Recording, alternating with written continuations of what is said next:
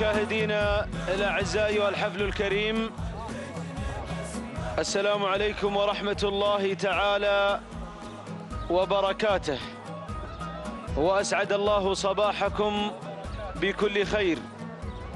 صباح الحب والعهود، صباح الفل ودهن العود، صباح الورود لجميع المشاركين والمتابعين عبر قناة الريان الفضائية وقنوات الدوري والكاس ومستمعين الأثير على الهواء مباشرة. أحييكم من هنا من أرضية ميدان الشحانية لسباقات الهجنة العربية الأصيلة ضمن فعاليات مهرجان المؤسس الشيخ جاسم بن محمد بن ثاني طيب الله ثراه.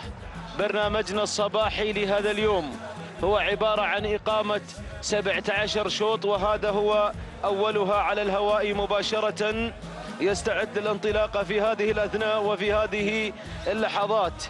الشوط الأول الرئيسي للحيل، وخاص هذا الشوط بالإنتاج، وجائزته جائزة عينية قيمة سيارة نيسان بترول ستيشن.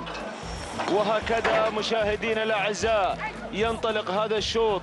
بسم الله وعلى بركة الله، بسم الله نبدأ وعليه سبحانه وتعالى نتوكل، ومنه نطلب التوفيق والسداد والنجاح. ينطلق هذا الشوط بمشاركة المسك، نوف، الظبي، ضجيج، براقة وسودة والشاهينية وبلشة والعمالة والجازي وسلابة والجزيرة ومزنة وأرناف، جمايل ووزن، راهية والسبعة، مزنة وعرقة.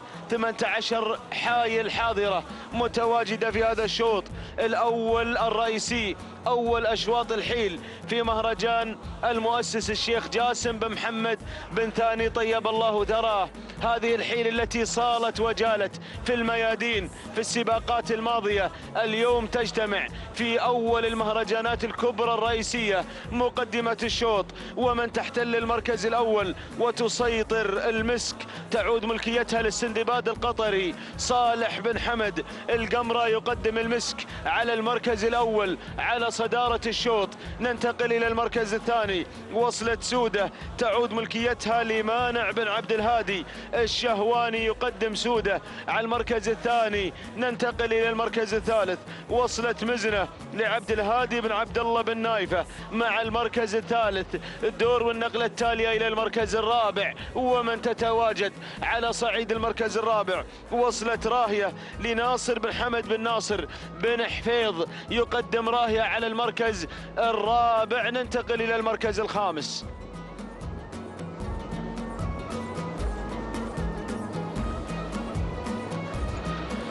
المركز الخامس اللي انتقلت إلى المركز الرابع وصلت الجازي، تعود ملكية الجازي لخالد بن محمد بن خالد العطية. خطفت المركز الرابع في هذه اللحظات وفي هذه الأثناء يتابعها المضمر المشاغب محمد بن خالد العطية، مضمر السمح، من انتزع في شوط اللقاية الخنجر الفضي للقاية القعدان الإنتاج. يتواصل هذا المضمر القدير ابو خالد وانجازاته على الصعيدين، المستوى الشعبي وهجن اصحاب السمو والسعاده الشيوخ. العوده الى مقدمه الشوط، حصل دخول على المركز الخامس. قبل ان نعود الى المقدمه، نوف، وصلت نوف لمحمد بن علي بن سعيد بن حلفان، خطفت المركز الخامس. يتابعها المضمر المبدع حمد بن علي بن حلفان. هناك اسماء عديده لم يحن موعد دخولها الى دائره النداء والاذاعه، نشاهدها بالعين المجردة، رصيدها سيارات وفيها ومنها من في رصيده رموز، حاضرات اليوم متواجدات، حاصلات على رموز وعلى جوائز عينية سيارات اليوم. معركة الإنتاج، معركة النيسان بترول ستيشن يا مضمرين. لمن ناموس الشوط؟ لمن أول أشواط الحيل في المهرجان يذهب مع من هذه الشعارات الحاضرة؟ العودة إلى مقدمة الشوط، إلى المسك لصالح بن حمد القمرة السندباد القطري بمتابعة المحمداني محمد بن حمد الوهيبي، أحد الشباب البارزين من خطف الرموز في المواسم الماضية والجوائز العينية السيارات متواجد، مضمر له باع طويل في عالم التضمير. المحمداني نتمنى لك التوفيق يا محمد. المركز الثاني وصلت فيه وتقدمت مزنة لعبد الهادي بن عبد الله بن محمد بن نايفة، أحد المنتجين، أحد ملوك أو أحد ملاك الإنتاج والفحول في الخليج يمتلك نوعية ممتازة من الزمول.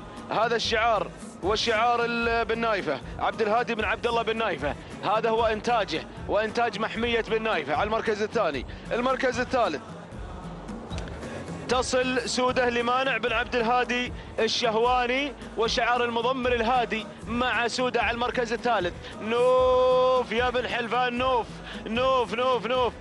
تقدمت نوف لتنتزع المركز الرابع في هذه اللحظات وتتقدم تقدم ممتاز. نوف تعود ملكية نوف، من تتسلل لمحمد بن علي بن سعيد بن حلفان بمتابعة عوضة بن حلفان. مرحبا بالجزيرة، مرحبا بالجزيرة، أحد العملاقات، صاحبة رمز في العام الماضي، في صاحبة الشلفة في أحد المهرجانات الكبرى. هذه الجزيرة جزيرة بن مهيرة من المرشحات لاختطاف ناموس الشوط. سالم بن حمد بن سعيد بن مهيرة مع المركز الخامس في هذه اللحظات، تتقدم وتتسلل إلى المركز الخامس في أول نداء لها.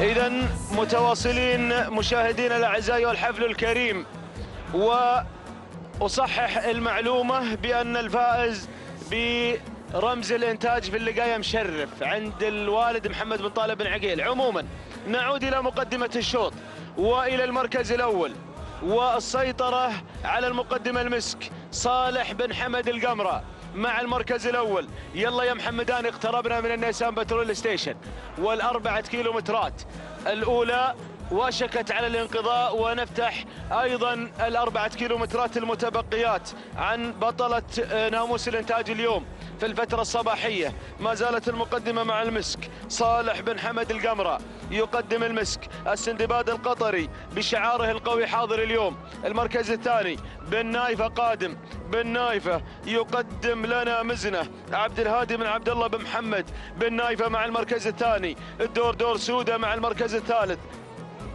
لمانع بن عبد الهادي الشهواني. يلا يا المضمر الهادي، يا مضمر زلزلة على المركز الثالث. المركز الرابع نوف، والخوف يا مضمرين من نوف، الخوف من نوف من تحتل المركز الرابع. عندك يا بن حلفان مع بن حلفان مع من يقدمها في هذا الشوط محمد بن علي بن سعيد بن حلفان، يتابعونها الشباب المبدع وعوضة بن حلفان. الجزيرة تصل، راعية الإنجازات، راعية العوايد، راعية السجلات الحافلات مع المركز الخامس. الجزيرة لسالم بن حمد بن سعيد بن مهيرة، يقدم الجزيرة رصيدها الشلفة ووصيفة الشلفة والعديد من السيارات مع الجزيرة من تحتل المركز الخامس، وهي مرشحة لانتزاع ناموس الشوط نظرا لماضيها العريق، لسجلها الحافل، لإنجازاتها. من تحتل المركز الخامس في هذه اللحظات. العودة إلى مقدمة الشوط إلى المركز الأول.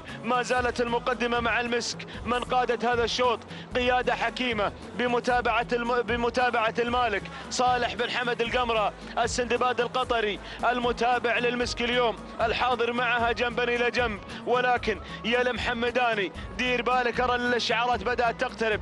يتابع المسك المضمر محمد بن حمد الوهيبي، أحد شبابنا الواثقين، أحد المضمرين المميزين في عالم التضمير مع المركز الأول. بن نايفة خطير مع المركز الثاني عبد الهادي بن عبد الله بن نايفة راعي صوغان الخناجر يصل مع المركز الثاني. راعي الحذر، راعي رعد، وراعي غيرها من الانتاج حاضر اليوم. ربما تنحدر من سلالة صوغان الخناجر او غيره من الزمول في عزبة وفي محمية بن نايفة. الله يا سلام يا سلام، مميز بن نايفة في الانتاج، مميز بالانتاج. راعي حبوبة، راعي غيرها من الاسماء التي خطفت الرموز، خطفت الاشواط الرئيسية مع المركز الثاني. بن نايفة يقدم مزنة، خير تقديم، خير تقديم في هذا الشوط الاول الرئيسي. والنيسان بترول ستيشن المركز الثالث. سودة تتقدم لمانع بن عبد الهادي الشهواني مع المركز الثالث. يلا يا عبد المحسن يا بن مبارك يا الشهواني، ركز لي مع سودة من تحتل المركز الثالث. يلا يا الناطق الرسمي يا الشهواني يا عبد المحسن، يا عبد المحسن شوف لي سودة وانطلاقتها الموفقة اليوم، الموفقة نتمنى لها التوفيق. المركز الرابع وصلت نوف، اقتربت نوف، اقتربت من المراكز المتقدمة الأولى. بن حلفان يقدم نوف، حمد بن علي بن حلفان يتابع نوف في هذه الانطلاقة. والجزيرة تصل، الله وصلت العملاقة، وصلت العملاقة، تصل الجزيرة مع المركز الخامس بسجلها الحافل بالانجازات. وهذا اللي ينطبق عليها يا ابو سعيد، هذه الحايل اللي قد هي تشوش الريح الزعفران، باقي ندره من العام والعام في عذنونها سنوات. والجزيرة تصول وتجول في ميادين السباقات. اليوم جيبها في الزعفران يا ابن مهيرة، اليوم تبغي الزعفران، تبغي الزعفران. الجزيرة تعودت على الزعفران، اشتاقت للزعفران الجزيرة مع المركز الخامس. وايضا نرى التقدم من بلشري سالم بن زيد بن راشد آل بحيح. العودة الى مقدمة الشوط، العودة الى المركز الاول. الله يا السندباد، يا السندباد، المسك غادرت، المسك ودعت المشاركين. انطلقت المسك مع شعار السندباد القطري. صالح بن حمد القمرة، صالح بن حمد القمرة هو بدوره احد المنتجين، احد الداعمين للانتاج، ويمتلك نخبة من الزمول في عزبة صالح بن حمد القمرة. الله، هل بنسلم لمنطقة الانتاج اليوم، منطقة انتاج القمرة. لوبرة هناك موقع الزمول، موقع زمول القمرة، منطقة لوبرة. هل تنتزع ناموس الشوط؟ بن حلفان قادم. الله يا نوف، الله يا نوف، طارت نوف، طارت نوف مع بن حلفان مع المركز الثاني.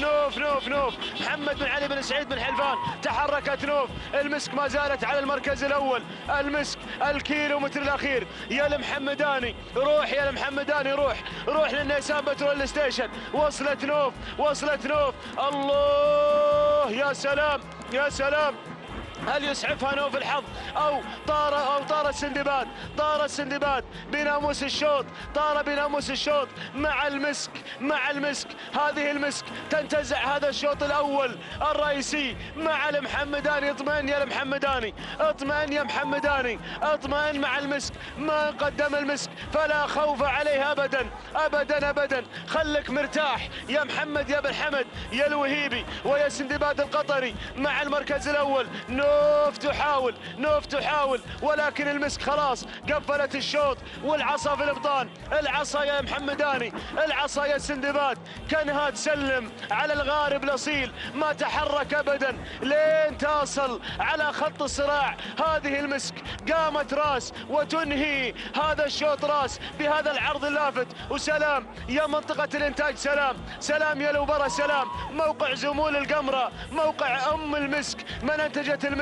سلام، وهنيك على الانتاج، وهنيك على الانتاج يا صالح يا بن حمد يا القمرة وتميزه اليوم، وتميز المسك كما تميزت في هذا المهرجان. تنتزع النيسان بترول ستيشن لتهديه الى في الشوط الرئيسي الى السندباد القطري. سلام يا القمرة، سلام. تهانينا لصالح بن حمد القمرة، من يدعم الانتاج، من يدعم هذا الشعار بالمشترى والانتاج. تهانينا. تصل المسك قاطعة خط النهاية وقاطعة هذا الشوط بتوقيت زمني مميز. تهانينا لصالح بن حمد القمرة ولمحمد بن حمد الوهيبي. المركز الثاني وصلت نوف لمحمد بن علي بن سعيد بن حلفان. المركز الثالث أرناف لفهيد بن جار الله بن سالم المكسور. المركز الرابع، المركز الرابع وصلت ضجيج لراشد بن عبد الله بن راشد الزقيبة المركز الخامس. الجازي لخالد بن محمد بن خالد العطية. تهانينا والناموس لمالك المسك السندباد القطري صالح بن حمد القمرة، وسلام على منطقة إنتاج المسك. سلام يا لوبرة، سلام، وهنيك على هذا الإنتاج المميز. نهني صالح بن حمد القمرة على انتزاع المسك لناموس هذا الشوط، وانتزاعها أيضا لسيارة هذا الشوط. أول أشواط الإنتاج في فترتنا الصباحية، ناموس الإنتاج غير دائما للملاك. تهانينا وناموس على انتزاع المسك لناموس هذا الشوط الأول الرئيسي. 12 دقيقة 41 ثانية 71 جزء من الثانية. تهانينا وناموس لصالح بن حمد القمرة وللمضمر محمد بن حمد الوهيبي. ناموس يا محمد علي. المركز الثاني وصلت فيه نوف، قطعت المسافة في 12 دقيقة 46 ثانية 80 جزء من الثانية. تهاني وناموس لمحمد بن علي بن سعيد بن حلفان، وتهانينا لك يا المضمر المبدع. المركز الثالث وصلت في المركز الثالث أرناف، قطعت المسافة في 12 دقيقة 51 ثانية 38 جزء من الثانية. تهانينا والناموس لمالك المسك، لمالك أرناف اللي احتلت المركز الثالث المكسور. تهانينا لفهيد بن جار الله بن سالم المكسور، وتهانينا أيضا مرة أخرى لصالح بن حمد القمرة على فوز المسك، وهي تنحدر من سلالة أم صيحان القمرة. تهانينا والناموس للجميع. تتواصل أشواط الإنتاج والمنتجين وشوط الزمول. بنوك فحول المستقبل وبنوك الإنتاج ينطلق هذا الشوط، وأرحب بأخي وزميلي مطلق بن علي العنزي.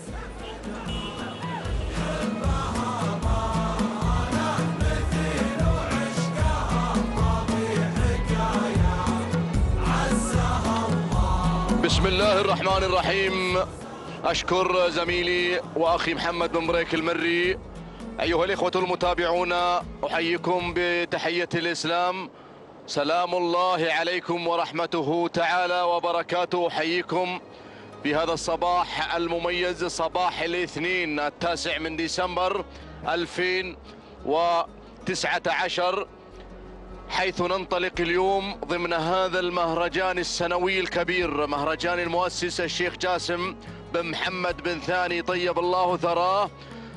تواصل أشواط الكبار وهجن أبناء القبائل في هذا اليوم الخاص بالحيل والزمول، 8 كيلومترات الحاضرة مع هذه السبق ومع هذه الأصايل في صبيحة هذا اليوم. تابعنا قبل لحظات الشوط الأول الرئيسي الخاص بالحيل، شعار السندباد قطر حاضرا مع المسك صاحبة الإنجازات، محققا وفائزا بأول نقطة صباحية بشعار وانطلاقة وفوز المسك صالح بن حمد آل قمر النابت، الذي خطف أول الأشواط الصباحية في هذا اليوم. على بركة الله تنطلق هذه الأسماء وتندفع شوطنا الأول، طبعا خاص بالإنتاج هذا الشوط، وهو شوط للزمول 8 كيلومترات، شعارات متميزة ومميزة وذهبية حاضرة في هذا الصباح. نبدأ مع هذا الشوط. جائزة الشوط، نعلن أن جائزة الشوط سيارة نيسان بترول ستيشن آخر موديل لمن يحقق ناموس الشوط الأول الرئيسي. نتمنى التوفيق إن شاء الله للجميع. نبدأ مع هذه الشعارات ومع هذه الأسماء. البداية عند من؟ البداية عند من؟ على المركز الأول الإعداد بشعار الصعاق يا محمد.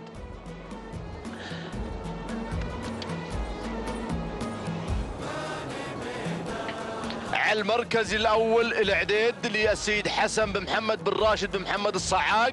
على المركز الأول يقود الأسماء مبلش. على المركز الثاني تعود ملكيتها للسيد محمد بن عبد الله بن حمد الزعبي المري. مع المركز الثاني ينطلق شعار الزعبي في هذا الشوط الأول. المركز الثاني أو الثالث شاهين للسيد أحمد بن محسن بن بخيت الخوار على المركز الثالث.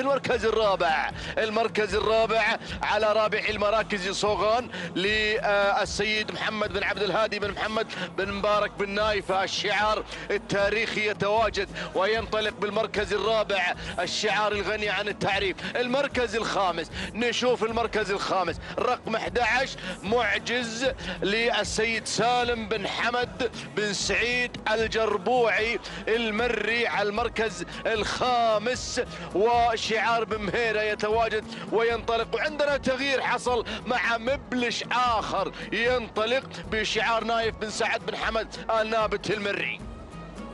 هذا النداء الأول متابعينا مشاهدينا الكرام، إعلاننا الأول لهذه المجموعة الخماسية، المجموعة الذهبية، المجموعة القوية التي تنطلق في مسار هذا الشوط، مسار الشوط الأول للزمول. شوط إنتاج، يا سلام، إنتاج ومن العزبة وإنتاج وشوط خاص بالزمول. ما وصل إلى هذه المرحلة من السن إلا بإنجازات وبتاريخ مشرف. نعم، إنجازات وتاريخ مشرف رافقت هذه الأسماء اللي تنطلق في هذه الفترة الصباحية وفي هذا المهرجان، مهرجان المؤسس. نتمنى التوفيق للجميع. نذكر الجميع بأن أشواطنا في الفترة الصباحية 17 شوطا خاصة بالكبار، 15 شوط للحيل والزمول وشوطين للهجن السودانية. نتمنى التوفيق للجميع. بعد ذلك إن شاء الله في تمام الساعة 1 بعد ظهر هذا اليوم سنتابع أشواط رموز الإنتاج. عندنا شوطين لرموز الإنتاج، شوط للحيل وشوط للزمول. نتمنى التوفيق للجميع إن شاء الله، نتمنى التوفيق للجميع. الكل فائز في هذا المهرجان، كل من شارك، كل مشارك فائز، وكل حاضر هنا في الشحانية فائز بإذن الله تعالى. من أبناء الخليج، من أهل الدار اللي حاضرين ومشاركين في هذه الرياضة العربية الأصيلة، كلهم فائزين إن شاء الله. نعود إلى الشعار اللي غير، شعار الزعبي غير إلى المركز الأول، مبلش على المركز الأول. السيد محمد بن عبد الله بن حمد الزعبي المري مع المركز الأول، مع صدارة ومقدمة الشوط يقود الأسماء وسلالة مبلش اللي يتواجد وينطلق بالمركز الأول. المركز الثاني العديد، على المركز الثاني للسيد حسن بن محمد بن راشد بن محمد الصعاق. هذا صاحب انجازات، هذا البعير صاحب انجازات وتاريخ مشرف. على المركز الثاني، على المركز الثالث يتواجد بالمركز الثالث رقم 17 شاهين للسيد احمد بن محسن الخوار. على المركز الثالث، منين يا بن بريك؟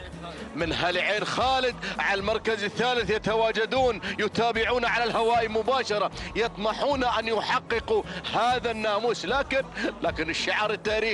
الشعار التاريخي الغني عن التعريف، غني عن التعريف. هذا الشعار من خلال الإنجازات، من خلال التاريخ المشرف، سيوف مع هذا الشعار التاريخي، الشعار بالنايفة اللي يتواجد وينطلق بالمركز الرابع صوغان. ماركة أيضا غنية عن التعريف، محمد بن عبد الهادي بن محمد بن مبارك بن نايفة الهاجري. على المركز الرابع، المركز الخامس، المركز الخامس مبلش. على المركز الخامس يتواجد على خامس المراكز مبلش للسيد نايف بن سعد بن حمد آل نابت المري. على المركز الخامس وعلى مسار هذا الشوط، يا سلام، النيسان بترول ستيشن راحت 4 كيلومترات مع هذه الزمول، مع هذه المسافة، مع هذا الصباح، مع هذه الشعارات العملاقة الحاضرة في هذا اليوم. شارك أبناء الخليج في ميدان التحدي هذا الموسم، مشاركة غير لأبناء القبائل الحاضرين من دول مجلس التعاون الخليجي، من دول مجلس التعاون حاضرين. نرحب بكل الحاضرين في ميدان التحدي هنا بمنطقة الشحانية. ترحيبنا بكل عشاق الأصالة اللي يتابعونا على الهواء مباشرة عبر الريان وعبر قنوات الدوري والكاس. خلاص بعد الغد إن شاء الله أشواط الختام، أشواط الرموز، الأشواط الرئيسية. خلاص يسدل الستار عن هذا المهرجان اللي استمر لمدة 12 أو 11 يوما في هذا الميدان، ميدان التحدي. فاز من فاز ومن لم يحالف الحظ إن شاء الله في السباقات القادمة، في سباق الأمير الوالد الشهر المقبل إن شاء الله أيضا سيارات ورموز. نتمنى التوفيق لهم إن شاء الله، نتمنى التوفيق للجميع نتمنى التوفيق والكل فائز في ميدان الشحانية. نعود إلى مجريات هذا الشوط. نشوف الزعبي على الكادر الفوقاني لوحده مبلش على الكادر الفوقاني. ماركة غنية عن التعريف، ماركة مميزة مع مبلش وشعار مبلش. محمد بن عبد الله بن حمد الزعبي المري على المركز الاول، يقود هذه الاسماء، يقود هذه الزمول، ينطلق بالمركز الاول الزعبي. المركز الثاني الخوار يتواجد على المركز الثاني، شاهين احمد بن محسن الخوار على المركز الثاني. يتقدم شعار بن نايفة ينطلق، اعلناه بالمركز الرابع قبل لحظات. بدأ بالتسلل، يقوده احد الخبراء. يا سلام، صوغان بن نايفة على المركز الثالث، صوغان على المركز الثالث. المركز الرابع الشعار الوردي مع معجز سالم بن حمد بن سعيد الجربوعي المري على المركز الرابع. خطير هذا البعيد، خطير رقم 11، خطير رقم 11 على المركز الرابع. يا سلام، شوفوا الاسماء القادمة، اسماء قادمة السادس والسابع. والله زمول لها انجازات حاضرة. هذه فحول المستقبل وبنوك الانتاج. يا سلام على المركز الاول الزعبي. بدأ يتسلل يا اخواني ايها المضمرون، بدأ الزعبي بالانسحاب تدريجيا نحو خط النهاية. بدأ بالسماعة. ديروا بالكم من الزعبي على المركز الاول. مبلش محمد بن عبد الله بن حمد الزعبي على المركز الاول على الصدارة. اطمئن يا الزعبي، معك سلالتي مبلش احد الماركات المميزة، ينطلق بالمركز الاول. لكن الخوار قادم بمهيره قادم. قلت لكم الرقم 11 الرقم المميز. الله، المركز الرابع معي عبد الله بن جابر بن حمد بن جابر الحنزاب. المركز الخامس السعدي علي بن راشد بن علي آل فهيدان المري وبن شعيل قادم. الشعار الشطرنجي قادم، ولكن الخوار قادم بكل قوة. يا الزعبي راحت السيارة، يا الزعبي راحت في امان الله. ايها النيسان بترول ستيشن لا يروح يا راعي مبلش. معك ماركة حرك الحديدة شوي. ماذا تنتظر يا راعي مبلش؟ لا تروح السيارة يا راعي مبلش. يا سلام، والله خذوها العين خالد، خذوها مع شاهين. الخوار مبلش لا زال يصارع القادم. معي الحنزاب قادم. الحنزاب مبلش يا بن بريك، مبلش النيسان بترول ستيشن. لا تروح يا الزعبي النيسان بترول ستيشن.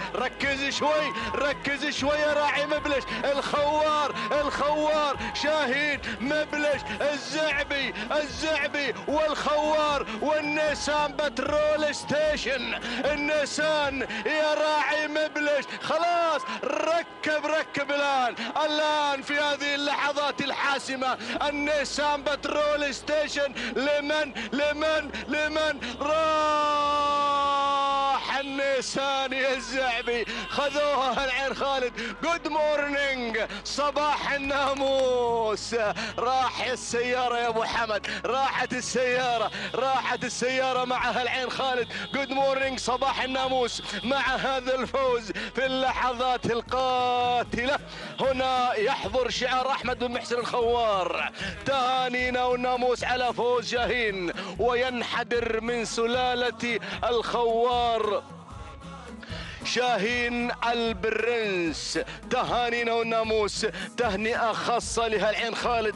نقول لكم جود مورنينج صباح الناموس على هذا الفوز. المركز الثاني مبلش محمد بن عبد الله بن حمد الزعبي. المركز الثالث معيلي عبد الله بن جابر بن حمد بن جابر الحنزاب. المركز الرابع معجز لسالم بن حمد بن سعيد الجربوعي المري.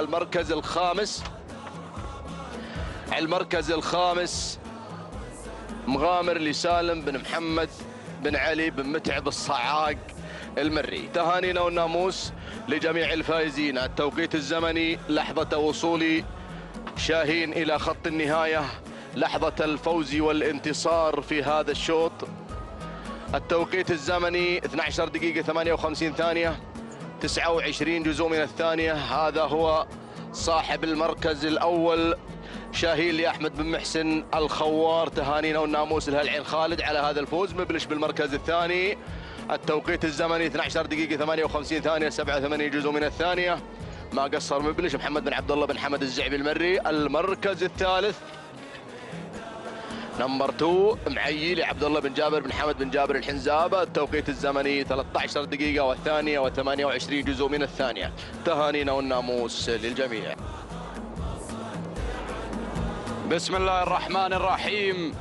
متابعينا مشاهدينا الكرام، أسعد الله صباحكم وجميع أوقاتكم بكل خير. أحييكم بتحية الإسلام الخالدة، فسلام من الله عليكم ورحمته تعالى وبركاته.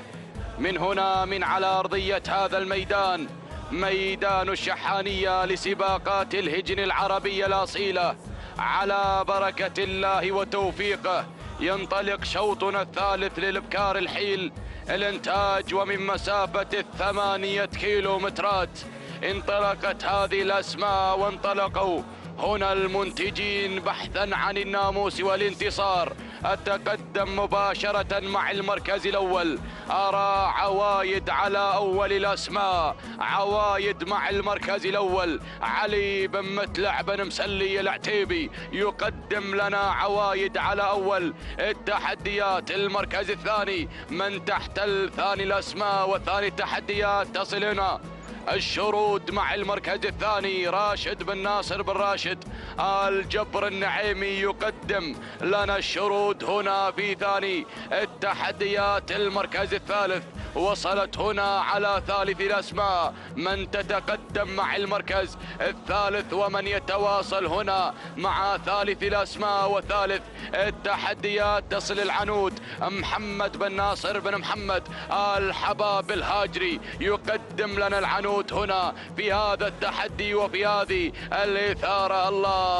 الله يا العنود من تحت ثالث الأسماء، وتنطلق هنا بشعار بن حباب على ثالث التحديات. المركز الرابع رابع الأسماء. متابعينا مشاهدينا الكرام، أشوف المركز الرابع من تتقدم هنا بهذا الشعار المميز وهذا الاسم الأميز. تتقدم للطامة عبيد بن بريك بن محمد بن بريك المري يقدم لنا للطامة هنا على رابع الأسماء. المركز الخامس وصلت في هذه التحديات مشهورة صالح بن علي بن عبد الهادي الغفران المري يقدم لنا مشهورة. هكذا كانت النتيجة متابعينا الكرام للخمسة المراكز المتقدمة. أعود عود معك يا بن متلع. يتقدم علي بن متلع العتيبي، يتقدم مع عوايد. عوايد يا عوايد. علي بن متلع بن مسلي العتيبي يتقدم على أول الأسماء. الله يا عوايد. المركز الثاني تأتي في ثاني الأسماء، تتقدم مع المركز الثاني. يتقدم النعيمي مع الشرود. راشد بن ناصر بن راشد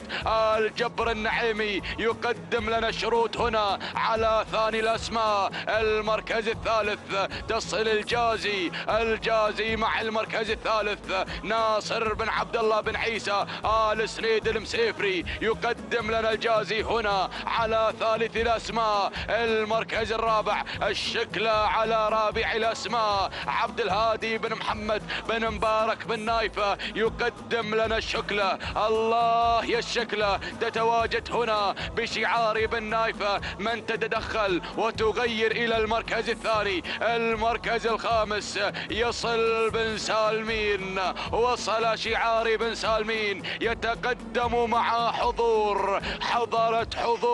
حضر بن سالمين هنا في هذا الصباح. الله يا حضور. منصور بن محمد بن حمد بن سالمين المري يتقدم مع حضور. ولكن عوايد يا العتيبي عوايد يتقدم هنا. علي بن متلع بن مسلي العتيبي على أول الأسماء يتواجد هنا مع عوايد في شوط الإنتاج. الله يا عوايد. الله يا عوايد. يتقدم علي. يتواجد علي هنا في هذا الصباح. يتواجد مع قوت.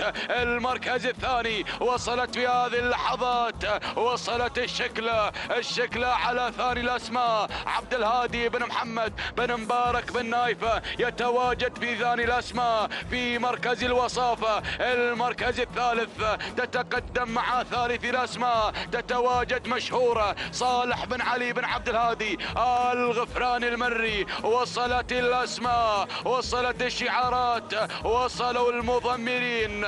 تتواجد هنا في هذه اللحظات. وصلت في هذا الانطلاق. حضور يا حضور بن سالمين. الله يا منصور بن محمد بن حمد بن سالمين المري. ولكن بن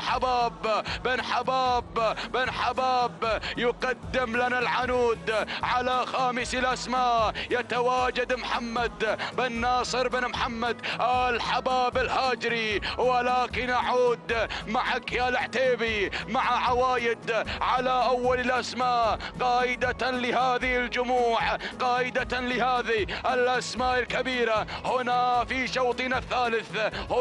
شوطنا الثالث للإنتاج والمنتجين يتواجد العتيبي على أول الأسماء. علي بن متلع بن مسلي العتيبي يتقدم هنا مع عوايد. ولكن بن نايفة يتقدم مع الشكلة مع المركز الثاني.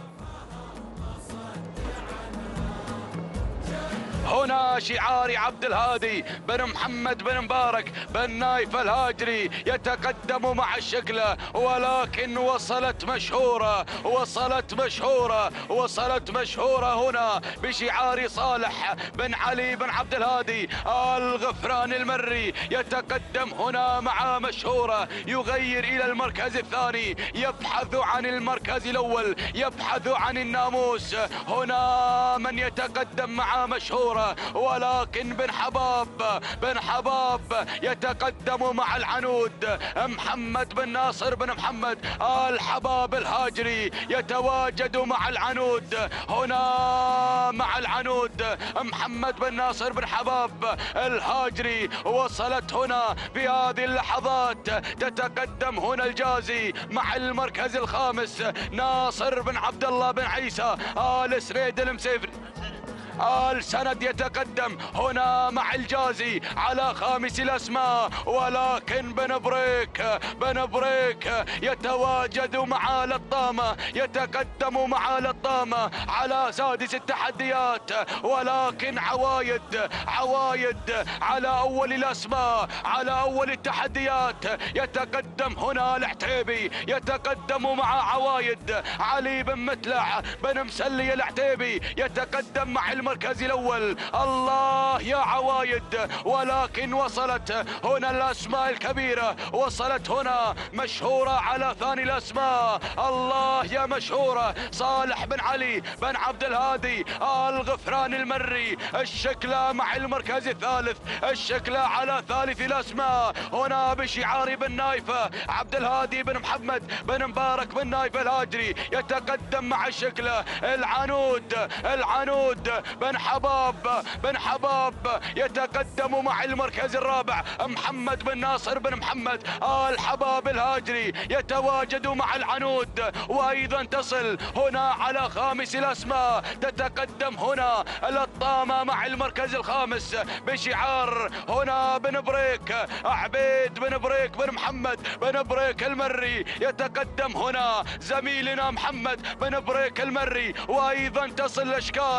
اشكال يا بن مقارح، اشكال تتواجد هنا بشعار راشد بن بخيت بن علي بن مقارح. وايضا شعار صايد الرموز يتواجد هنا 2 كيلومترات ما تبقى عن خط النهاية يا العتيبي. يتواجد هنا علي يا علي، علي يا علي يتقدم مع عوايد. علي بن متلع بن مسلي العتيبي يتقدم هنا في شوط الانتاج، في شوط الابداع، في شوط الامتاع. الله يا عوايد، ولكن حذاري من مشهورة، تصل مشهورة بشعار صالح بن علي بن عبد الهادي الغفران المري. وايضا تصل هنا بشعار بن مقارح. اشكال تتواجد هنا مع المركز الثالث، تغير مع المركز الاول. وايضا بن نايفة يتقدم مع الشكلة، وتتواجد العنود بشعار بن حباب، وتتقدم مزنة بشعار منصور بن محمد بن منصور آل سيف الخيارين. الله يا اشكال مع المركز الاول على اول الاسماء راشد بن بخيت بن علي بن مقارح. يتقدم مع المركز الاول، يتقدم مع اشكال، ولكن تصل الشكلة بن نايفة يتقدم مع المركز الثاني. وايضا مشهورة مع المركز الثالث، العنود مع المركز الرابع، ومزنة مع المركز الخامس. ولكن اشكال يا بن مقارح، اشكال الكيلو الاخير، الكيلو الخطير، الكيلو المثير. اشكال مع المركز الاول، ولكن الشكلة بن نايفة بن مقارح، وايضا بن حباب يتواجد مع العنود. ومشهورة مع المركز الثالث، ولكن الشكلة بن نايفة بن مقارح يتقدم هنا بن مقارح، ولكن بن نايفة يغير مع المركز الاول. العنود يصل بن حباب، يتقدم بن حباب مع العنود هنا. وايضا مشهورة وبن فراج يتواجدون هنا في شوط الانتاج، في شوط الامتاع، في شوط الابداع. ولكن اشكال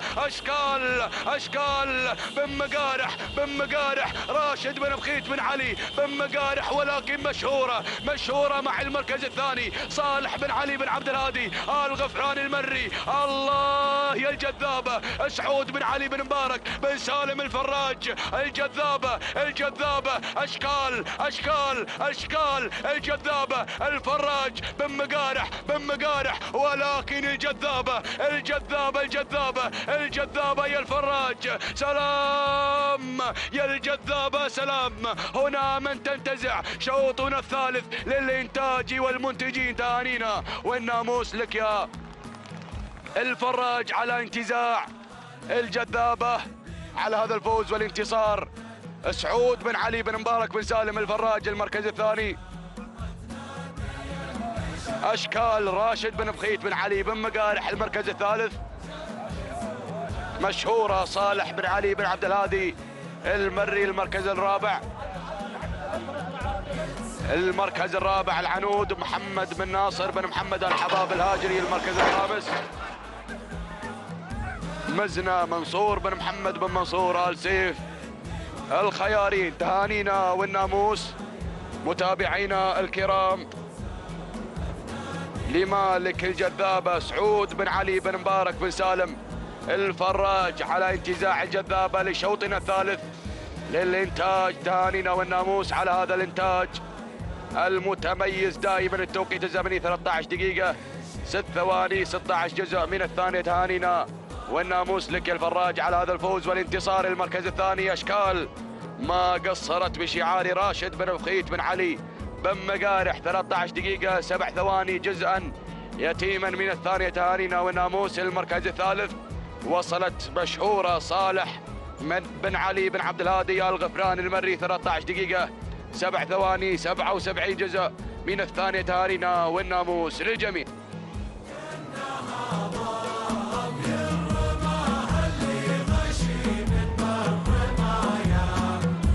بسم الله الرحمن الرحيم.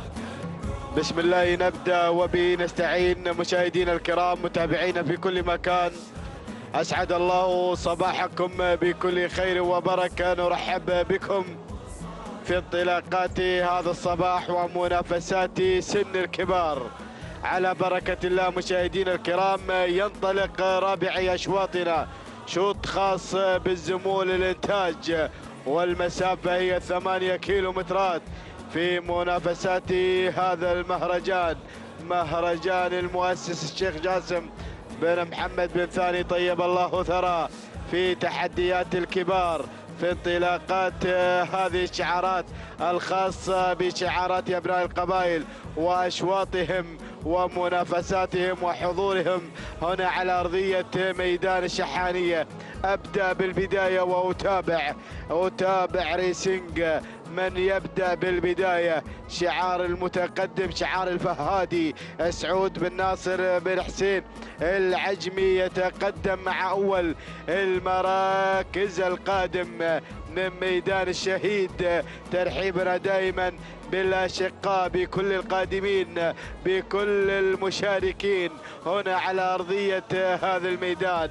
بينما أتابع ثاني الأسماء وصل نشوان عبد الله بن محسن بن راشد الشهواني يتقدم مع نشوان مع ثاني المراكز. بينما وصول من رعد هنا من يتقدم مع ثالث المراكز عبد العزيز بن محمد بن ناصر الخليفة يتقدم رعد مع ثالث المراكز. ورابع الأسماء وصول من سراب محسن بن سليم بن بخيت الخوار يتقدم في هذه اللحظات مع رابع المراكز. وخامس الأسماء وصول من مبلش خالد بن حمد بن عبد الله الزعبي يتقدم مع مبلش القادم في هذه اللحظات مع خامس المراكز. هذه الأسماء المتقدمة مشاهدينا الكرام متابعينا في كل مكان لهذه الأشواط، أشواط الإنتاج والمنتجين،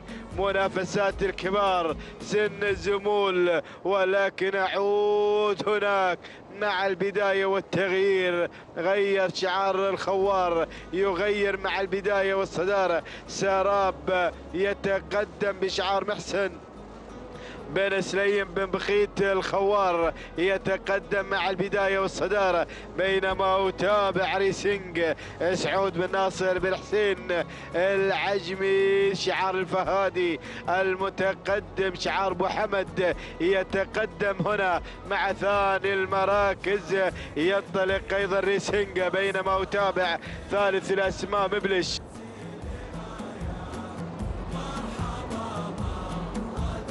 بينما أتابع مبلش هنا القادم مع ثالث المراكز خالد بن حمد بن عبد الله الزعبي قادم مع انطلاقة مبلش في ثالث المراكز. رابع الأسماء وصل طماع مسفر بن مبارك بن مسفر الشهواني يتقدم طماع في هذه اللحظات، طامعا للناموس، طامعا للفوز في هذا الشوط. يتقدم ويغير الى ثالث المراكز، وهناك رعد من الجانب الاخر قادم مع خامس المراكز عبد العزيز بن محمد بن ناصر الخليفه مع هذه اللحظات، وانطلاقه رعد مع خامس المراكز. مشاهدينا الكرام، هذه التحديات والنداء الثاني لهذه الاسماء الخمس الاولى، ولكن اعود هناك مع البدايه مع انطلاقة سراب على مقدمة الشوط.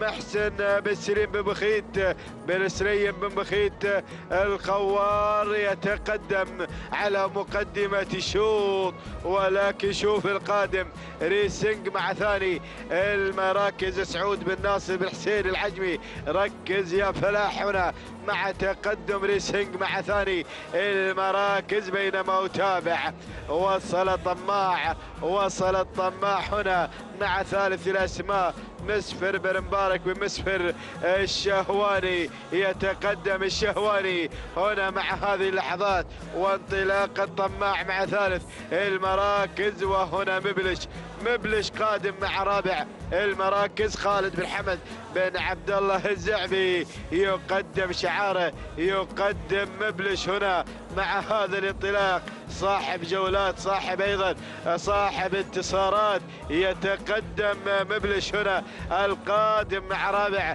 المراكز وخامس الاسماء. يصل العرين عبد العزيز بن حزام بن ديله، يتقدم في هذه اللحظات بشعار العرين عبد العزيز بن حزام بن زيد بن ديله. يتقدم مع خامس المراكز، ينضم في هذه اللحظات هنا مع الاسماء المتقدمه الباحثه عن الفوز، الباحثه عن هذا الانتصار والتتويج في شوط الانتاج، في اشواط المنتجين. ولكن العوده هناك مع البدايه سراب يقود هذه الاسماء مع انتصاف المسافه والأربعة كيلومترات المتبقية من هذا الشوط. سراب على البداية والصدارة. محسن بن سليم بن بخيت بن محمد الخوار يتقدم مع أول المراكز، بينما أتابع ريسنج. يتقدم سعود بن ناصر بن حسين العجمي قادم مع ثاني المراكز، بينما أتابع من بدأ بالاقتراب طماع شعار الشهواني، طامعا للفوز في هذا الشوط. طماع لمسفر بن مبارك بن مسفر الشهواني يتقدم، ينطلق في هذه اللحظات هنا مع هذه الاسماء المتقدمه، بينما اتابع مبلش مع رابع المراكز خالد بن حمد بن عبد الله الزعبي، بينما أتابع نشوان عبد الله بن محسن بن راشد الشهواني قادم. يعود شعار الشهواني، يعود مع هذه اللحظات، يغير إلى خامس المراكز، وشعار بن ديله هنا متواجد مع العرين، عرين لعبد العزيز بن حزام بن زيد بن ديله قادم ومتواجد في دائرة النداء مع هذه الأسماء المتقدمة مشاهدينا الكرام. ولكن هناك شعار الخوار باحثا عن الانتصار، ولكن الخطير طماعا لهذا الفوز. شعار الشهواني يشكل الخطر، يغير في هذه اللحظات، ولكن سراب وطماع في انطلاق ثنائي. ولكن مسفر بن مبارك بن مسفر الشهواني يغير مع طماع على مقدمة الشوط. هنا في هذه اللحظات بدأ يزيد أيضا من السرعة، ويتقدم طماع على مقدمة الشوط، بينما أتابع سراب القادم والمتواجد مع ثاني المراكز محسن بن سليم بن بخيت الخوار. وهنا أتابع بن ديله بدأ بالتحرك القادم في هذه اللحظات العرين عبد العزيز بن حزام بن زيد بن ديله مع ثالث المراكز. ومن الجانب الآخر أتابع هذه اللحظات، أتابع نشوان عبد الله بن محسن بن راشد الشهواني. وهنا شعار أيضا الفهادي مع خامس المراكز ريسينج سعود بن ناصر العجمي يتقدم مع خامس المراكز. شعار الزعبي يتابع مع مبلش، وهنا ناصي. الله يا الاسماء، الله يا الخليفه. هنا شعاره بدا بالتقدم ووصول ايضا هنا من رعد وناصي. الله اشتدت المنافسه، الزمول قادمه في هذا الشوط. الله، ولكن الشهواني، ركز يا الشهواني هناك مع البدايه. طماع على الصدارة، طماع على مقدمة الشوط.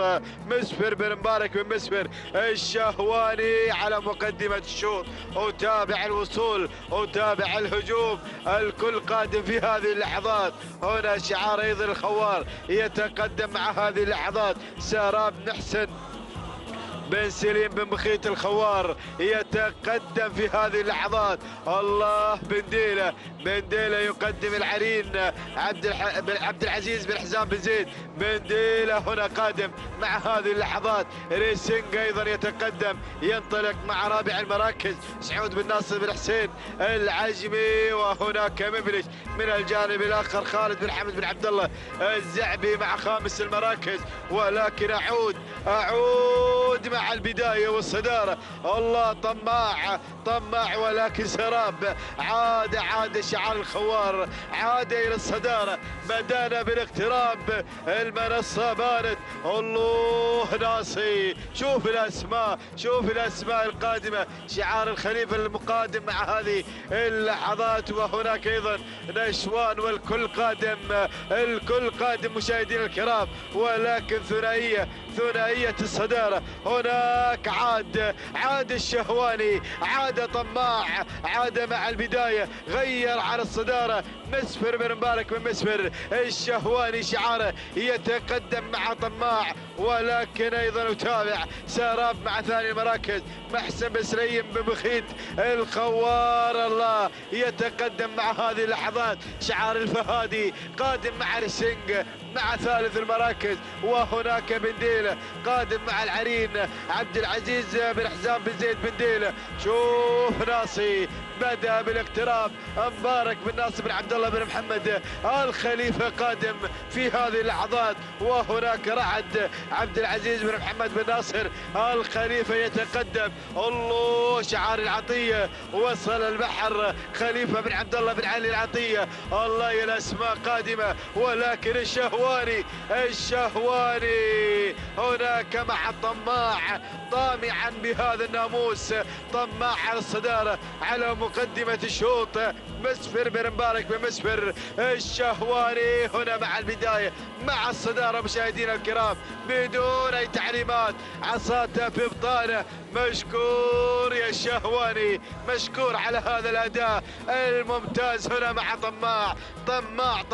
طماع في شوط الإنتاج، في شوط المنتجين. يغادر بناموس هذا الشوط. هناك لما العظام، اسعد الله صباحكم على هذا الفوز والانتصار وهذا الانتاج الفاخر مع طماع. تهانينا والناموس لمسفر بن مبارك بن مسفر الشهواني على هذا الفوز والانتصار. هنا مع لحظات وصول طماع الى خط النهايه. ثاني المراكز وصل البحر خليفه بن عبد الله بن علي بن عبد الله العطيه. ثالث المراكز كان الوصول من سراب محسن بن سليم بن بخيت الخوار. ورابع المراكز وصل ريسينج سعود بن ناصر الفهادي. وخامس المراكز كان الوصول من العرين عبد العزيز بن حزام بن زيد بن ديلة. هكذا كانت النتيجة مشاهدينا الكرام. تابعنا طماع من استطاع أن ينتزع ناموس هذا الشوط في أشواط الإنتاج والمنتجين. تهانينا والناموس لمالك طماع. نعود بالتوقيت الزمني 13 دقيقة 10 ثواني 91 جزء من الثانية. تهانينا والناموس لمسفر بن مبارك بن مسفر الشهواني. واسعد الله صباحكم يا اهالي ام العظام على هذا الفوز والانتصار. ثاني المراكز وصل البحر ب 13 دقيقة 16 ثانية 10 أجزاء من الثانية. تهانينا والناموس لخليفة بن عبد الله بن علي بن عبد الله العطية. بينما وصل في ثالث المراكز وصل مشاهدينا الكرام سراب ب 13 دقيقة 19 ثانية وجزئين من الثانية. تهانينا والناموس لمحسن بن سليم بن بخيت بن محمد الخوار، تهانينا والناموس للجميع. بسم الله الرحمن الرحيم. أيها الحفل الكريم مشاهدينا مستمعينا الأفاضل، أحييكم بتحية الإسلام الخالدة، سلام الله عليكم ورحمته وبركاته. رحب بكم أجمل ترحيب في هذا الانطلاق، في هذا التحدي الكبير والمميز على أرضية ميدان التحدي، ميدان الشحانية، ضمن فعاليات مهرجان المؤسس الشيخ جازم بن محمد بن ثاني طيب الله ثراه.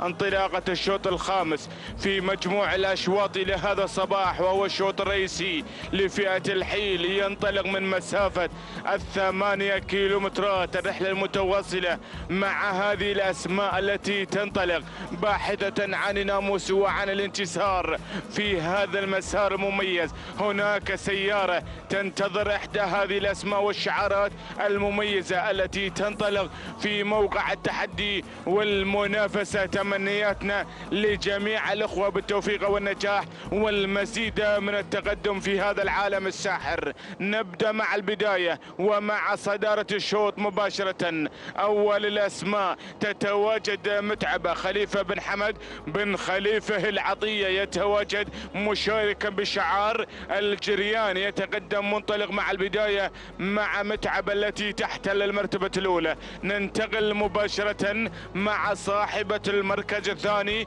تتواجد إبعاد بتواجد سالم بن ناصر بن شافي القحطاني، يشارك في هذا التحدي. يقدم لنا إبعاد على المركز الثاني. المركز الثالث القادمة والمشاركة هنا سهم لراشد بن صالح بن راشد النابت المري، متواجدا بتواجد سهم التي تحتل المرتبة الثالث. المركز الرابع القادمة ختالة وحمد بن علي بن راشد بن جهيم المري، يتقدم مشاركا في هذا المسار والتحدي على المركز الرابع.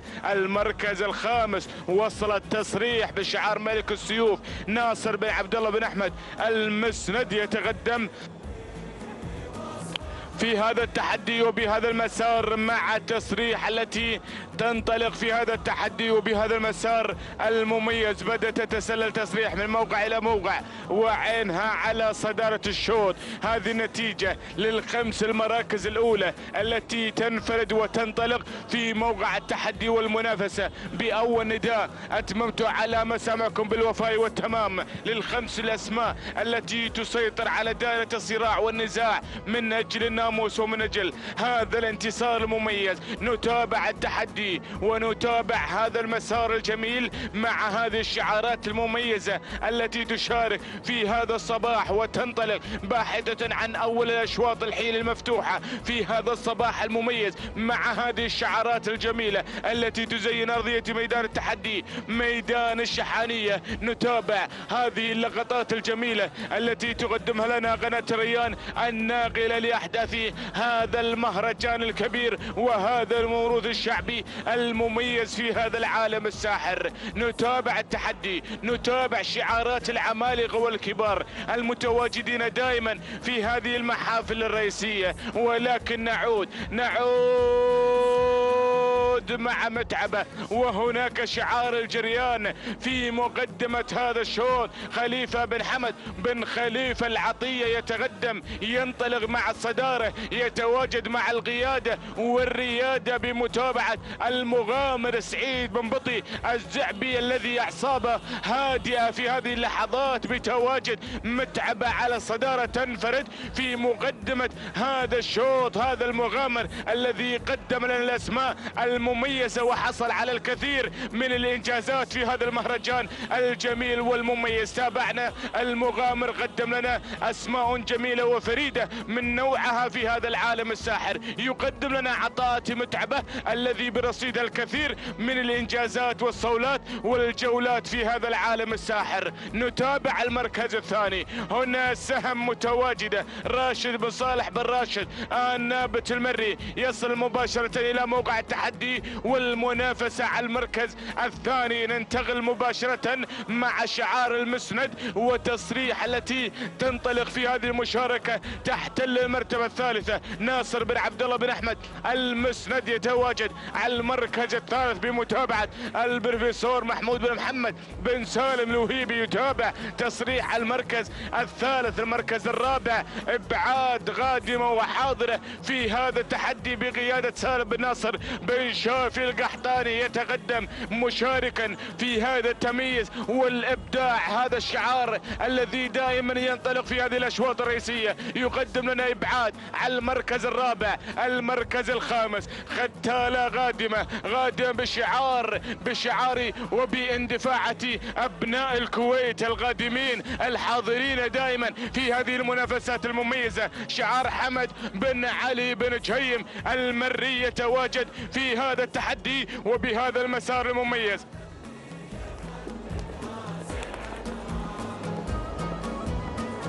نتابع هذا الانطلاق، نتابع هذا التحدي الكبير، وهذه نتيجتنا للخمس المراكز الأولى، للخمس الأسماء التي تنطلق وتشارك في هذا التحدي الكبير. نتابع شعارات العمالقة، نتابع الشعارات الكبيرة التي دائما تتواجد في هذا التحدي الكبير، في هذا المسار المميز، في هذا الانطلاق، في هذا الإبداع والإمتاع مع هذا الموروث الشعبي الكبير، في هذه الرياضة الجميلة، في هذه الرياضة العريقة، رياضة الآباء والأجداد، رياضة سباقات اللجنة العربية الأصيلة. ولكن أين أنت يا المغامر؟ أين أنت يا المغامر؟ أريد أن أذهب مع متعبة الذي أتعبت الجميع من البداية، تريد تواصل مسيرة الإنجازات والتحدي بهذا الانفراد، بهذا التألق والإبداع مع هذا الشعار المميز، شعار الجريان. يتقدم خليفة بن حمد بن خليفة العطية وبمتابعة المغامر سعيد بن بطي الزعب الذي يتابع متعبة التي تنطلق على الصدارة وعلى التحديات الأولى. نبذة عن المغامر وعن شعار الجريان الذي رافقه المغامر وتابع الكثير من الأسماء، من ضمنها الذيب وهتان وانتفاضة والظبي وديمة وأسماء كثيرة. وأيضا الاسم الأقوى الذي قدمه لنا في هذا العالم الساحر لعبية، وأيضا كتارة، وأيضا أنغرة، وأيضا هنا أسماء كبيرة يقدمها لنا المغامر برفقة الشعار الجريان خليفة بن حمد بن خليفة العطية الذي جاء إلى هذا العالم الساحر منتزع الكثير من الإنجازات، الكثير من السيوف والشلف والخناجر. يتقدم هذا الشعار، ينفرد في مقدمة هذا الشوط، يسير بخطى ثابتة نحو الانتصار، نحو الإنجازات، نحو التاريخ المشرف في هذا الصباح المميز بأول الأشواط الرئيسية لأشواط الحيل المفتوحة. نتابع متعبة تنفرد عن جميع المراكز وتغرد وحيدة خارج السرب بقيادة المغامر سعيد بن بطي الزعب الذي يتابع ويرافق شعار خليفة بن حمد بن خليفة العطية. ولكن نتابع بقية المراكز لكي نعطي كل حقه.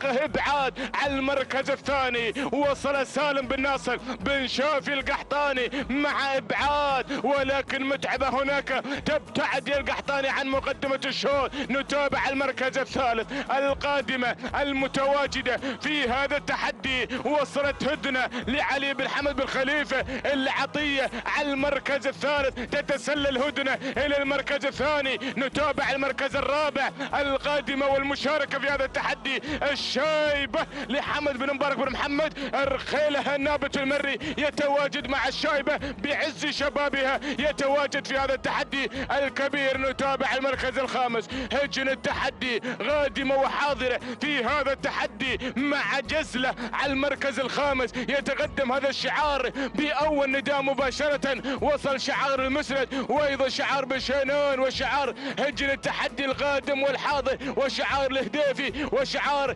هجن السيلية وشعار بالشافي غادمين حاضرين في هذه المنافسة متواجدين. ولكن نعود مع البداية ومع صدارة الشوط. متعبة ما زالت في القيادة، ما زالت في الريادة في مقدمة هذا الشوط. خليفة بن حمد بن خليفة العطية يتقدم مع متعبة، يسير في هذا الانطلاق المغامر سعيد بن بطي الزعبي، غامر كما تغامر دائما في هذا المسار المميز. القادمين والحاضرين من الخلف، ولكن السيارة في مقدمة هذا الشوط مع متعبة التي تنفرد عن بقية المراكز وتسير بخطى ثابتة نحو الإنجاز ونحو الانتصار في مقدمة هذا الشوط. الشايبة على المركز الثاني بدأت تقترب في هذا التحدي في هذا المسار المميز. حمد بن مبارك بن محمد الخيلة المري بدأت تتحرك الشايبة بعز شبابها، بدأت تسير في هذا التحدي الجميل والمميز في هذا الانطلاق. ولكن نتابع المركز الثالث، هدنه على المركز الثالث علي بن حمد بن خليفة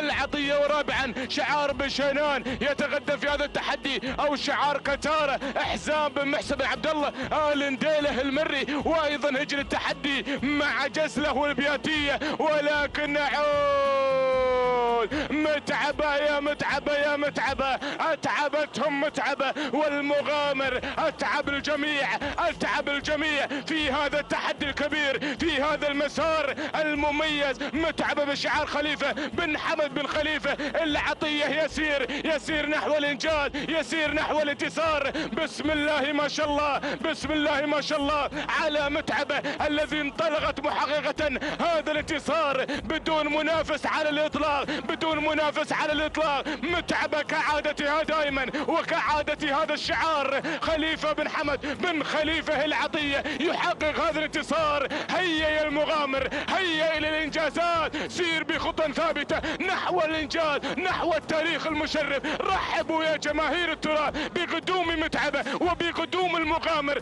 الذي قدم لنا متعبة. تهانينا والناموس لخليفة بن حمد بن خليفة العطية على فوز متعبة وتحقيق الانجاز والى الانتصار المميز بدون منافس على الاطلاق. متعبة تحقق هذا الانجاز وتهدي السلامات الى اهالي الجريان. تهانينا لخليفة بن حمد بن خليفة العطية وللمغامر سعيد بن بطي الزعبي المركز الثاني. الشايبة لحمد بن مبارك بن محمد الخيلة النابت المري المركز الثالث.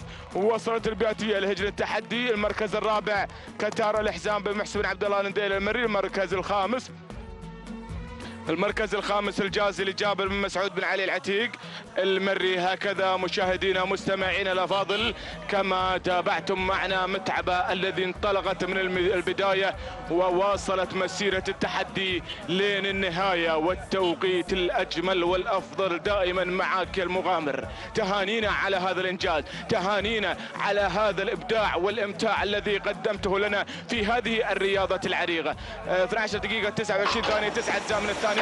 تهاني ناموس لخليفة بن حمد بن خليفة العطية على فوز متعبة بناموس هذا الشوط والتوقيت الأفضل والأجمل. تهاني للمغامر سعيد بن بطي الزعبي الذي حقق هذا الانتصار وقدم هذا الإبداع والإمتاع الذي استمتعنا بهذه الانطلاقات والانفرادات المميزة مع هذا الشعار الجميل. المركز الثاني الشايبة 12 دقيقة 48 ثانية 13 جزء من الثانية. ثاني الناموس لحمد بن مبارك بن محمد المري على فوز الشايبة في المركز الثاني. المركز الثالث البياتية 12 دقيقة 51 ثانية 20 جزء من الثانية. تهاني الناموس لهجر التحدي على فوز البياتية في المركز الثالث. تهاني الناموس لخليفة بن حمد بن خليفة العطية والمغامر سعيد بن بطي الزعبي على فوز متعبة بأول أشواط الحيل هذا الصباح. تهاني الناموس لجميع الفائزين.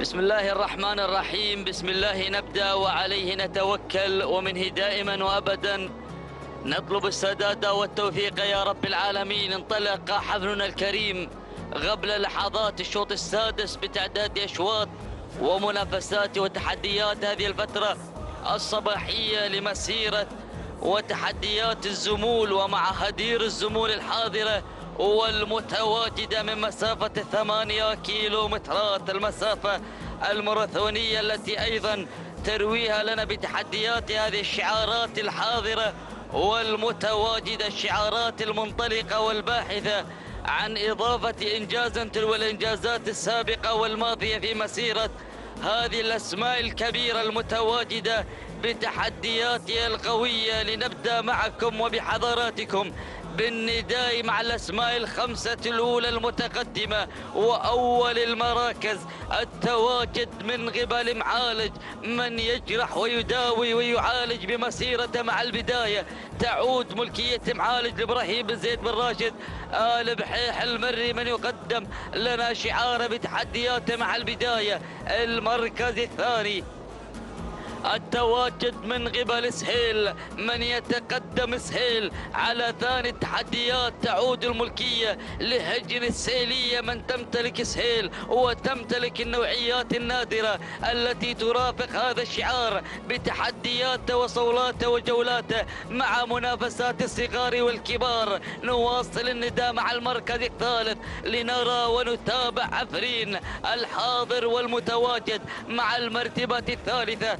تعود الملكية لناصر بن محمد آل أبو عينين، من يحضر شعاره ويتواجد مع المركز الثالث. المركز الرابع نتابع حملنا الكريم التواجد من قبل مشاقب لطلال بن سعيد بن نوره المري، من يحضر شعاره مع المركز الرابع. المركز الخامس من يحمل الرقم 4، من تسلل المركز الرابع بطريق للمنافسة مع الأسماء المتقدمة والمتواجد. مبلج تعود الملكية لسالم بن جبر بن عبد الله المخضب الهاجري، يحضر شعاره مع سلالة مبلج ليتواجد ويتقدم هذا الشعار مع المركز الرابع. المركز الخامس أهالي الكويت الحاضرين والمتواجدين بالمنافسة القوية في هذا المهرجان، مهرجان المؤسس الشيخ جاسم بن محمد بن ثاني طيب الله ثراه. فمرحبا بجميع الضيوف الحاضرين والمتواجدين والذين يقدمون دائما هذه الانطلاقات الجميلة ويقدمون لنا شعاراتهم بتحدياتها المثيرة. الحاضر والمتواجد شعار المنطلق متعب على المركز الخامس. راشد بن حمد بن جر الله المري مقدما لنا شعار بتحديات. ختام ندائنا الأول للأسماء الخمسة الأولى. لنعود بحضراتكم لنتابع معكم مسيرة المقدمة الثنائي الجميل ما بين تقدم معالج وسهيل ومعالج، في أيضا أمور تدور حوارها ما بين المنافسة، ما بين التحديات والانطلاقات المثيرة في عملية البحث عن الناموس، في عملية البحث عن اختطاف سيارة هذا الشوط. نيسان بترول ستيشن هي الجائزة المقدمة من اللجنة المنظمة، ومن المركز الثاني حتى المركز العاشر جوائز نقدية ثمينة في مسيرة وتحديات أشواطنا مع منافسات الكبار. معالج على المركز الأول. تعود الملكية لإبراهيم بن زيد بن راشد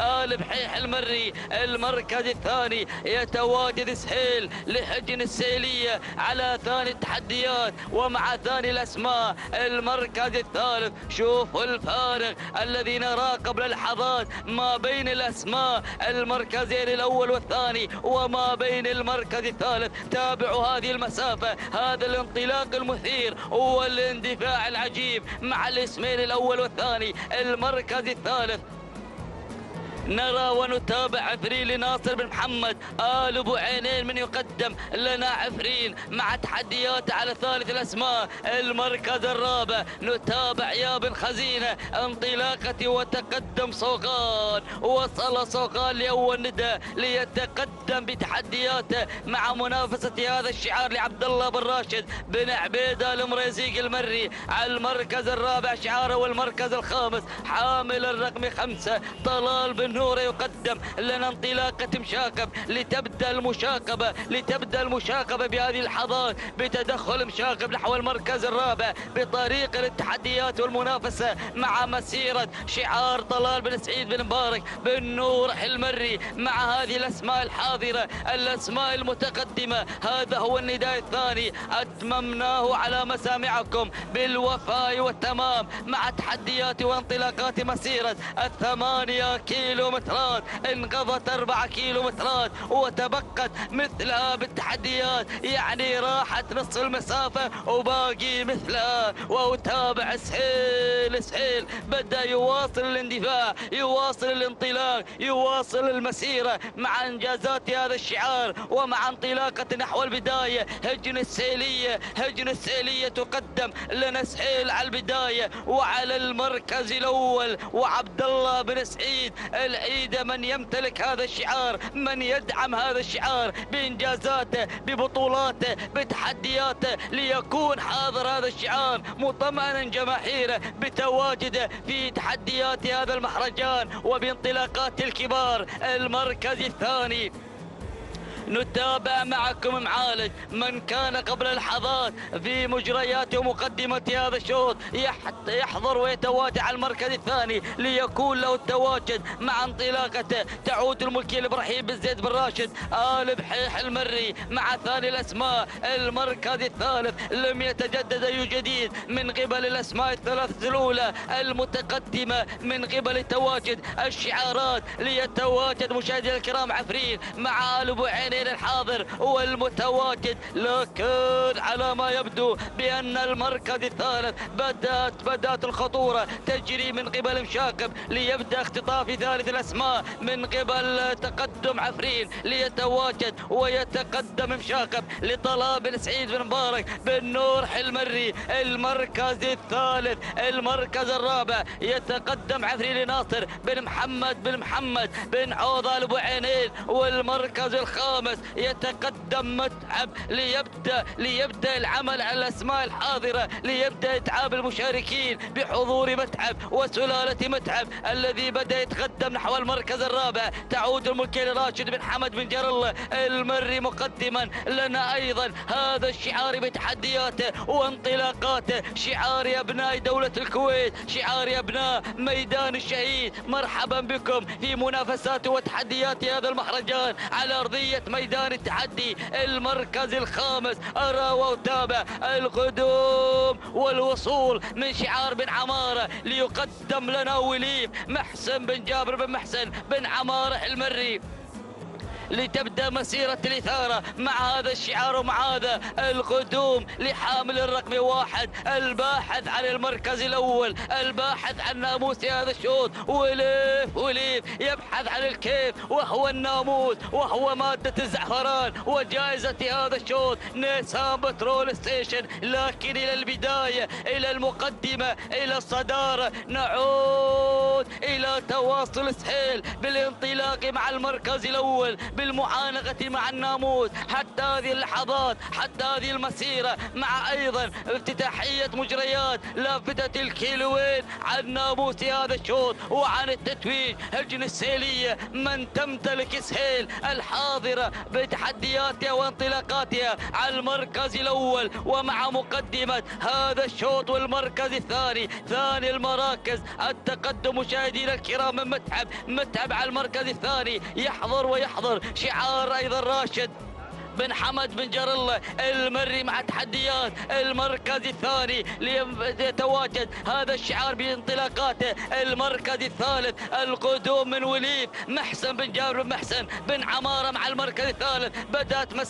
بدأت مسيرة وتحديات الأسماء، بدأت ترتفع درجة حرارة هذا الشوط ويرتفع المستوى الفني ليبدأ الانطلاق من قبل المركز الأول، من قبل سهيل على المركز الأول. متعب وليف غادمة حتى هذه اللحظات، تبدأ بالاقتراب، تبدأ بالانطلاق الحمادي. الله، الأسماء الحاضرة المتقدمة. شوفوا وتابعوا وراقبوا هذه اللقطة الجميلة من أيمنة الميدان، لمسات الحمادي بتحديات هذه الأسماء الحاضرة، بتحديات هذه الشعارات المنطلقة. المركز الأول هجن السيلية، لكن الضيوف أبناء الكويت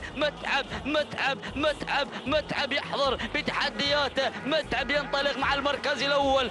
راشد بن حمد بن جر الله المري مع انطلاقة متعب. المركز الثاني وليف محسن بن جابر بن محسن بن عمارة يقدم لنا وليف ومتعب ووليف. اللحظات الحاسمة مع مجريات الكيلومتر الأخير. متعب على المركز الأول، متعب مع البداية مع راشد بن حمد بن جارل المري. من يتابع البركان، من ثار بركانه مع تحديات البداية، مع تحديات المقدمة. الله، النيسان بترول ستيشن، لكن المركز الثاني شوف القدوم. وصل شاهين ناصر بن عبد الله بن سعيد بن ناصر الحجري قادم بشعاره لينتزع الصدارة. فاجأنا باللحظات الأخيرة مع الحزام الأخضر ليقلب الطاولة على الأسماء الحاضرة، ليكون هو المتوج بمسيرته مع المركز الأول. هذا هو شاهين، والسلالة الشانية تحضر وتثبت الحضور في مثل هذه المهرجانات ليبدأ التحليق مع هذا الشعار. ناصر بن عبد الله بن سعيد بن ناصر الحجري يختطف ناموس هذا الشوط، يتوج بمسيرته مع المركز الأول ومع ناموس هذا الشوط الثاني. والتبريكات نزف ولك الحجري على هذا الفوز المستحق وعلى اختطاف شاهين للمركز الأول. سلام يا الحجري، سلام يا شاهين، سلام على هذا الفوز المستحق وعلى لحظة وصول إلى خط النهائي معلن الفوز ومتوجا بمسيرته الثاني. والتبريكات لناصر بن عبد الله بن سعيد بن ناصر الحجري على هذا الفوز المستحق وعلى اختطاف شاهين على المركز الأول. المركز الثاني وصل متعب من كان قاب قوسين قائدا لمجريات الشوط في الكيلومتر الأخير لراشد بن حمد بن جرال المري. المركز الثالث وصل وليف لمحسن بن جابر بن عمار. المركز الرابع أو المركز الثالث كان الوصول من قبل هول لمحمد بن طالب بن عقيل. المركز الرابع وليف لمحسن بن جابر بن عمارة. المركز الخامس مبلش لسالم بن جبر المخضب الهاجي. مشاهدينا الكرام متابعينا الاعزاء، التوقيت الزمني للحظة وصول شاهين 12 دقيقة 45 18 جزء من الثانية. التهاني والتبريكات لناصر بن عبد الله بن سعيد بن ناصر الحجري. المركز الثاني كان الوصول من قبل متعب، توقيته الزمني لحظة الوصول 12 دقيقة 55 ثانية 67 جزء من الثانية. التهاني والتبريكات لراشد بن حمد بن جرال المري. المركز الثالث وصل مشاهدينا الكرام هول 12 دقيقة 56 47 جزء من الثانية. التهاني والتبريكات لمحمد بن طالب بن عقيل المري.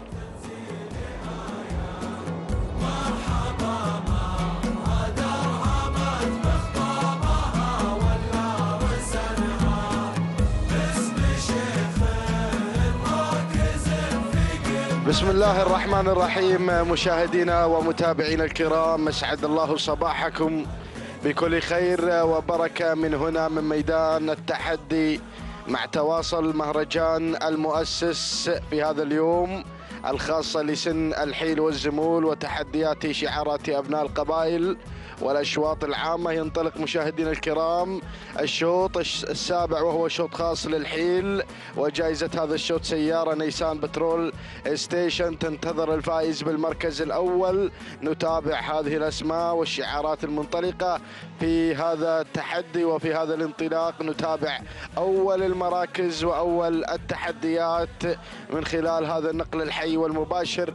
نتابع شعار هجنة السيلية على أول المراكز من خلال هذا التواجد والتقدم مع شديدة على أول المراكز، بينما المركز الثاني من الجانب الآخر يتقدم شعار منصور بن محمد بن منصور آل سيف الخيارين بتواجد الذهيبة على مستوى المركز الثاني. بينما المركز الثالث نتابع هذا الانطلاق في هذا الانطلاق وفي هذا التواجد الوصول والتحدي مشاهدينا الاعزاء من رشيده للسيد خليفه بن حمد بن خليفه العطيه شعار الجريان يتقدم على ثالث المراكز. بينما المركز الرابع نتابع شعار الانيق ناصر بن عبد الله بن احمد المسند يتقدم في هذه اللحظه من خلال هذا التقدم وفي هذا التواجد الكبير. هنا نهاوند على مستوى المركز الرابع. بينما المركز الخامس الغوطة لناصر بن عبد الله بن احمد المسند او ازمة على مستوى المركز الخامس. هذه النتيجة مشاهدي الاعزاء للمراكز الخمسة الاولى، ونعود مباشرة الى صدارة هذا الشوط لنتابع شديدة بشعار هجن السيلية على أول المراكز وعلى أول التحديات. تنطلق شديدة في هذا الانطلاق وفي هذا الحضور المميز لشعار اللورد عبد الله بن سعيد العيدة. يتابع هنا مشاهدي الأعزاء شعار هجن السيلية على أول المراكز، بينما المركز الثاني الذهيبة لمنصور بن محمد بن منصور آل سيف.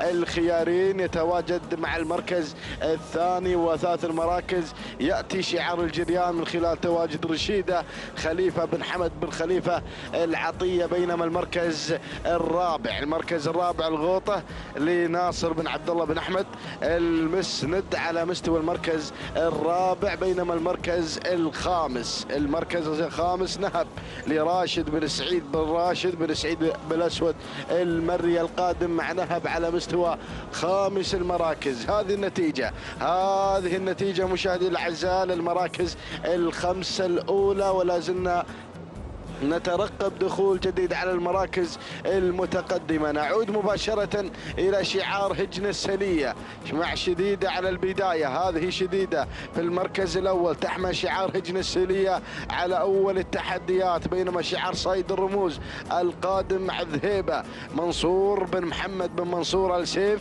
الخيارين يتقدم في هذه اللحظات والمنطلق في ثاني المراكز. وثالث التحديات يأتي شعار الجريان بتواجد رشيدة خليفة بن حمد بن خليفة العطية. بينما المركز الرابع الغوطة لناصر بن عبد الله بن أحمد المسند.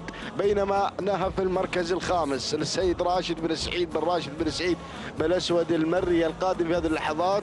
ولكن الدخول نتابع الهدارة بدأت تتدخل وتنطلق من عمق الميدان للسيد راشد بن عبد الله بن عيسى المسيفري القادم بكل قوة مع الهدارة على مستوى المركز الخامس. هذه النتيجة مشاهدينا الأعزاء. قطعنا 3 كيلومترات ويتبقى 5 كيلومترات أخيرة عن تحدي جديد في هذه الرحلة الطويلة، رحلة 8 كيلومترات.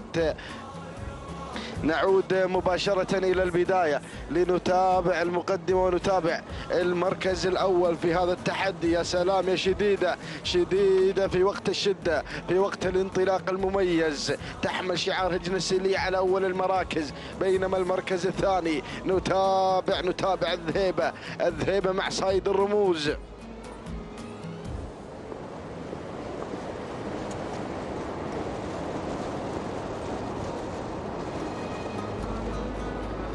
القادمة الذهيبة في ثاني المراكز بشعار صيد الرموز لمنصور بن محمد بن منصور آل سيف. الخيارين مع ثاني المراكز. بينما المركز الثالث القادمة رشيدة بشعار الجريان خليفة بن حمد بن خليفة العطية مع المركز الثالث. بينما المركز الرابع الهدارة، آخر اسم مدون في كشف الإذاعة، هذه الهدارة لراشد بن عبد الله بن عيسى المسيفري القادم بكل قوة والمعلن تواجد الهدارة. بينما المركز الخامس تأتي مشاهدي الأعزاء الغوطة لناصر بن عبد الله بن أحمد المسند على مستوى المركز الخامس. هذه المراكز الخمسة الأولى مع تحديات الكبار في هذه المسافة الكبيرة. نتابع منافسات الحيل والزمول ونتابع تحديات ميدان التحدي الذي نتابع من خلال هذا الأداء الجميل لهذه الأسماء المميزة. نعود مباشرة إلى شديدة محافظة على المركز الأول حتى هذه اللحظة، ولكن شعار صيد الرموز من الجانب الآخر يتواجد مع الذهيبة منصور بن محمد بن منصور آل سيف الخيارين. وشديدة في المركز الثاني لهجن السيلية على ثاني المراكز. بينما المركز الثالث أرى الهجوم المكثف من قبل الشعارات القادمة بكل قوة. تصل وهيلة محمد بن عبد الله بن راشد بن مريزيق المري يصل لأول إذاعة في هذا الشوط ويتقدم مع وهيلة على ثالث المراكز. بينما المركز الرابع نتابع شعار الجريان بدأ يتراجع مع رابع المراكز مع رشيدة خليفة بن حمد بن خليفة العطية. وخامس المراكز شعار المسيفري مع الهدارة راشد بن عبد الله بن عيسى المسيفري. وهنا شعار المسند يشكل الخطر مع الغوطة لناصر بن عبد الله المسند. يتقدم في هذه اللحظات على مستوى خامس المراكز. هذه النتيجة والسيارة بالانتظار، السيارة تنتظر الفائز بالمركز الأول. الله الله الله، نتابع الذهيبة على البداية، الذهيبة بشعار صيد الرموز منصور بن محمد بن منصور آل سيف الخيارين على أول المراكز. نتابع الذهيبة في الكادر الأعلى عبر قناة الريان تنطلق في أول المراكز، ولكن اللي تلازم هنا مشاهدي الأعزاء الذهيبة وهيلة لمحمد بن عبد الله بن راشد بن مريزيق المري شعار بن مريزيق مع ثاني المراكز.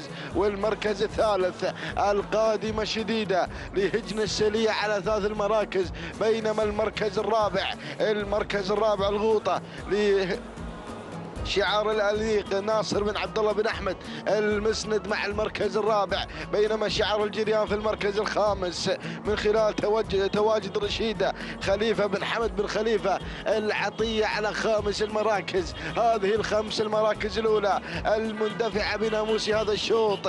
السيارة بالانتظار، بدينا نقترب مشاهدينا الأعزاء من المنعطف الأخير والاتجاه المستقيم إلى خط النهاية وإلى السيارة والزعفران. الناموس ينتظر هذه الأسماء المميزة. وهنا وهيلة، الله يا وهيلة محمد بن عبد الله بن راشد بن مريزيق المري على أول المراكز، ولكن شديدة لهجن السيلية في المركز الثاني. ومن الجانب الآخر شعار صيد الرموز مع الذهيبة منصور بن محمد بن منصور آل سيف الخيارين والشعار بسيفري قادم بتحديات الهدارة راشد بن عبد الله بن عيسى بن سند المسيفري القادم مع المركز الرابع. وخامس المراكز يظهر شعار الجريان بتواجد رشيدة خليفة بن حمد بن خليفة العطية. 2 كيلومترات يا مضمرين يا متابعين هذه الرياضة، رياضة الآباء والأجداد، من هنا من ميدان التحدي ضمن تحديات مهرجان المؤسس الشيخ جاسم بن محمد بن ثاني طيب الله ثراه. نتابع هذه المعركة المميزة ما بين الأسماء العملاقة، ما بين صيد الرموز وهجن السلية، وكذلك بن مريزيق في المركز الثالث. ولكن هجن السلية يعود مرة أخرى ليعلن التحدي والإثارة في هذه الأمتار. شديدة لهجن السلية على أول المراكز. ولكن الذهيبة منصور بن محمد بن منصور آل سيف الخيارين مع المركز الثاني 1500 متر الفاصل عن الناموس. ولكن وهيلة محمد بن عبد الله بن راشد بن مريزيق المري في ثالث المراكز، والقادم أحلى. وصلت في هذه اللحظة الهدارة لراشد بن عبد الله بن عيسى بن سند المسيفري مع المركز الرابع، بينما المركز الخامس رشيدة لخليفة بن حمد بن خليفة العطية. وهنا أيضا شعار جديد بدأ ينضم مشاهدين الأعزاء، وصل شعار هجن السيلية مع السليمانية أو السالمية مشاهدي الأعزاء. نتابع هذا التحدي، نتابع هذا الانطلاق الكبير. الله الكيلو المتر الأخير، الكيلو الخطير. شديدة على البداية، شديدة مع التحدي. ولكن هنا السليمية مع ثاني المراكز تحمل شعار اللورد وشعار بن مريزيق، كذلك مع وهيلة في هذه الأمتار المميزة أمتار الناموس. وهيلة محمد بن عبد الله بن راشد بن مريزيق المري، ولكن شديدة مع التحدي. الله يا شديدة. وهنا أيضا السليمية مع ثاني المراكز لهجن السلية. إذا مشاهدي الأعزاء هجن السلية يحتكر المراكز الأولى، المركز الأول والثاني من خلال هذا الاندفاع الكبير وحضور شعار اللورد. سلام يا اللورد، سلام يا العيدة، سلام. هنا مشاهدي الأعزاء شديدة في البداية تختطف هذا الناموس المميز وتحقق السيارة.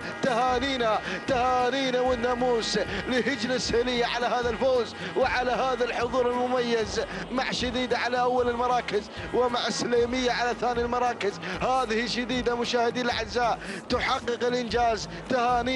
تهانينا لهجن السلية، وإلى أيضا اللورد عبد الله بن سعيد العيدة على حضور شعاره في المركز الأول والثاني في هذا الشوط المميز. تهانينا وألف مبروك. شديدة تنتزع المركز الأول وتحقق السيارة. المركز الثاني سليمية لهجن السلية المركز الثالث. رشيدة لخليفة بن حمد بن خليفة العطية المركز الرابع. جاءت في مشاهدينا الكرام مهيلة محمد بن عبد الله بن راشد بن مريزيق المري. وخامس المراكز حلت فيه دمعة لجابر بن هضبان بن حمد بن سعيد المري. إذا مشاهدينا الأعزاء تهانينا وناموس لهجنة السلية والتهنئة اللورد عبد الله بن سعيد العيد على هذا الفوز والإنجاز مع شديدة.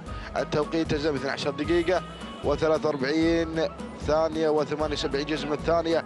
تهانينا والناموس على فوز شديدة بالمركز الأول وحصولها على السيارة المركز الثاني السليمية لهجنة السلية والتوقيت الزمني 12 دقيقة 44 ثانية 32 جزم الثانية.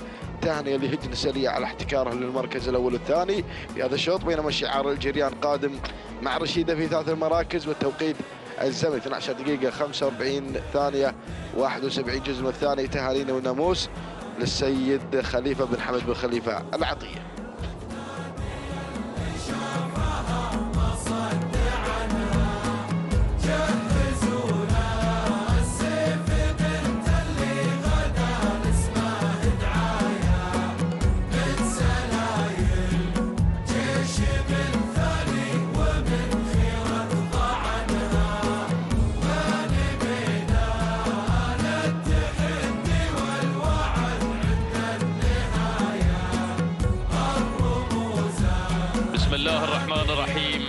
بسم الله نبدأ وعلى بركة الله نستعين. مشاهدينا الكرام متابعينا في كل مكان نحييكم من جديد، فأهلا بالجميع. ينطلق على بركة الله ثامن أشواطنا في هذه الفترة الصباحية ونتابع تحديات سن الكبار، سن الحيل والزمول في صباح هذا اليوم ضمن انطلاقة مهرجان المؤسس الشيخ جاسم بن محمد بن ثاني طيب الله ثراه على أرضية ميدان التحدي ميدان الشحانية للسباقات. الهجن يسير ثامن الأشواط بجديد الإثارة والتحدي الكبير مع هذه الشعارات هنا على أرضية ميدان الشحانية. تمنياتنا بالتوفيق لهذه الأسماء المنطلقة. شوط من أشواط الزمول يسير بحفظ الله ورعايته، بينما الجائزة نيسان بترول ستيشن اكس اي مقدم في هذا الشوط. نسير مع البداية ومع مقدمة الشوط. نبدأ مع مداوي في مقدمة المسار العايدة ملكيته لعبد العزيز بن خالد بن عبد الله العطية الذي يقدم لنا تحديات البداية مع مقدمة الشوط مع مداوي اللي في مقدمة الشوط. بينما على المركز الثاني نتابع في ثاني المراكز الاسم المتقدم في هذه اللحظات الشارد. على المركز الثاني علي بن محمد بن قريع المري الذي يتقدم مع ثاني المراكز ليقدم شعاره مع الشارد على المركز الثاني.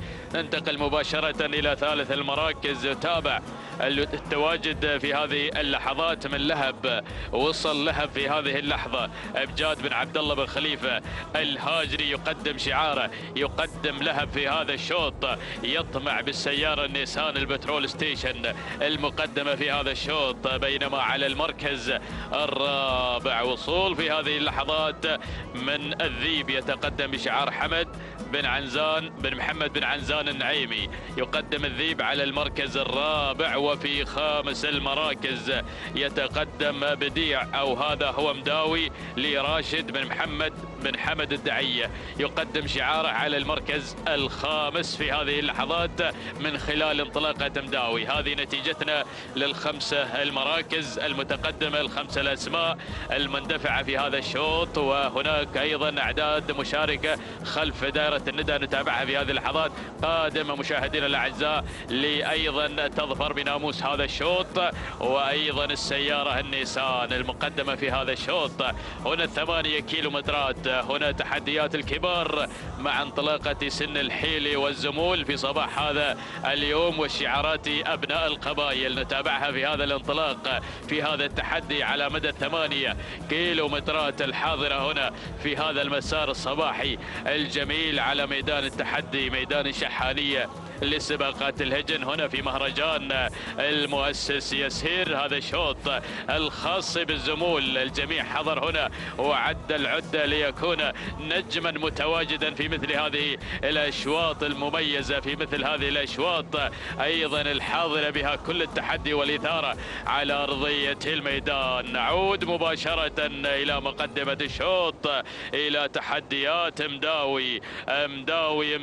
مداوي بدأ ينطلق مبكرا يندفع هناك في مقدمة الشوط في تحدي ممتاز نتابعه من خلال هذا الانطلاق، من خلال هذا الدفع المميز في مقدمة الشوط. عبد العزيز بن خالد بن عبد الله العطية الذي يقدم شعاره في البداية وفي مقدمة الشوط، يقود هذه الأسماء بتحدياته الجميلة. بينما ننتقل إلى ثاني المراكز الشارد في المركز الثاني. الشارد يحمل شعار علي بن محمد بن حمد بن قريع المري، ينطلق في مستوى المركز الثاني، يلاحق مداوي، ينازع مداوي على مركز الصدارة. بينما في المركز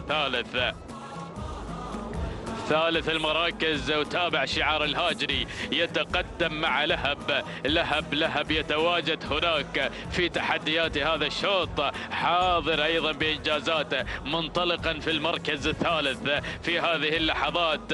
تعود ملكية الابجاد بن عبد الله بن خليفة.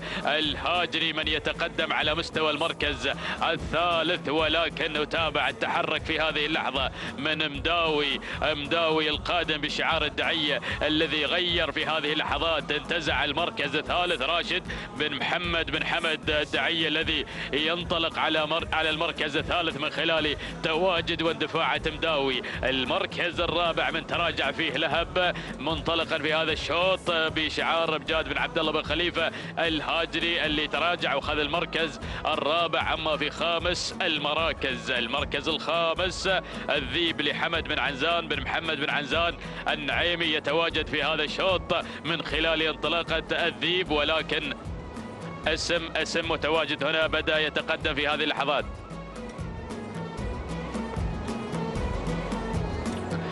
نتابع في هذه اللحظات تقدم من صوغان عبد الرحمن بن محمد بن هلال. وصل هنا شعار ايضا بن هلال يتواجد مع صوغان. خطير هذا الاسم، يغير من مركز الى اخر، عينه على الناموس على السياره. الاسماء وصلت، الشعارات بدات تتقدم في هذه اللحظات.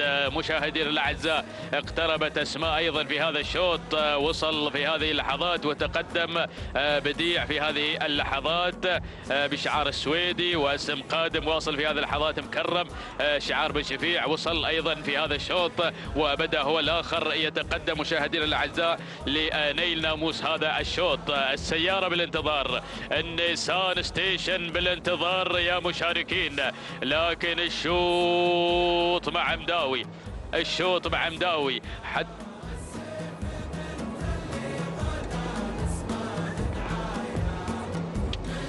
إذا مشاهدينا الأعزاء هذا هو مداوي في مقدمة الشوط، يقود هذه الأسماء حتى هذه اللحظة. عبد العزيز بن خالد بن عبد الله العطية من ينطلق بالمركز الأول، من يأتي في تحدي هذا الشوط حتى هذه اللحظات. تابع هذا الفارق بينه وبين بقية الأسماء مع هذه اللقطة الجميلة أيضا من قناة الريان. مشاهدينا الأعزاء انطلاق ولا أجمل مع مداوي في مقدمة هذا الشوط مع المركز الأول، مع الصدارة والبداية. ما شاء الله عبد العزيز بن خالد بن عبد الله العطية الذي لا زال يحافظ على مركز الصدارة، يحافظ على صدارة هذا الشوط من خلال تقدم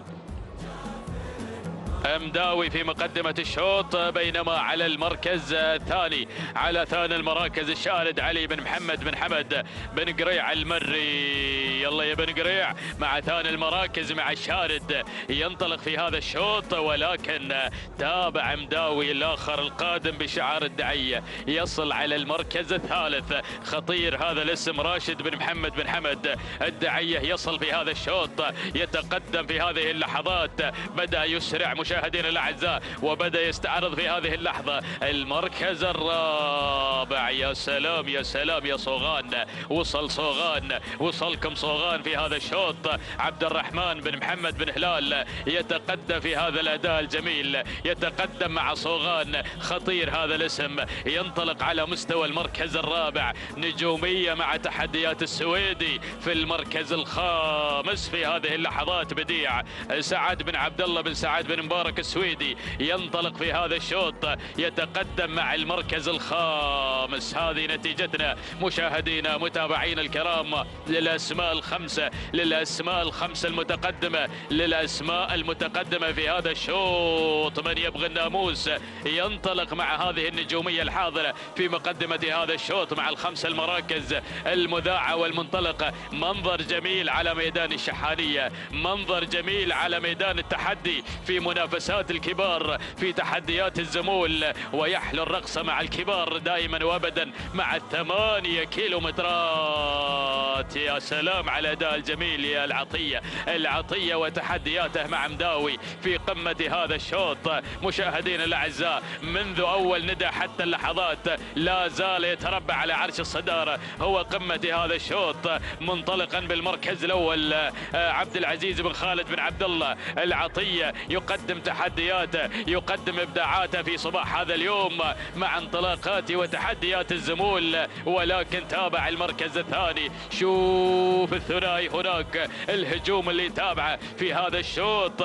تحرك مداوي الآخر يبغي تحديات هذا المسار، راشد بن محمد بن حمد الدعية واصل مع ثاني المراكز. الشارد في المركز الثالث علي بن محمد بن حمد بن قريع. المركز الرابع لهب يا الهاجري، لهب في رابع المراكز، بدأ يسرع في هذه اللحظة أبجاد بن عبد الله بن خليفة الهاجري. وفي خامس المراكز بديع لسعد بن عبد الله بن سعد بن مبارك السويدي. هذه النتيجة، هذه نتيجتنا مشاهدينا الأعزاء. لكن تابع هذه الانطلاقة مع تحديات البداية، مع انطلاقة واندفاعة مداوي في قمة الشوط مع العطية في المركز الأول. إذا مشاهدينا الأعزاء هنا بوابة العبور، هنا بوابة الناموس، هنا بوابة الانطلاق، هنا التحديات النهائية في هذا الشوط. يا العطية يا مداوي وعصاته في الابطان، المركز الأول والثاني والثالث، يعني الجميع متحفظ حتى هذه اللحظات. ولكن العطية مع مداوي في مقدمة هذا الشوط مع المركز الأول، مع النيسان، مع التحدي الكبير. نتابع من خلال هذه اللحظات عبد العزيز بن خالد بن عبد الله العطية. ولكن الشارد يحمل الرقم 1 خطير، علي بن محمد بن حمد بن قريع المري. وفي ثالث المراكز مداوي.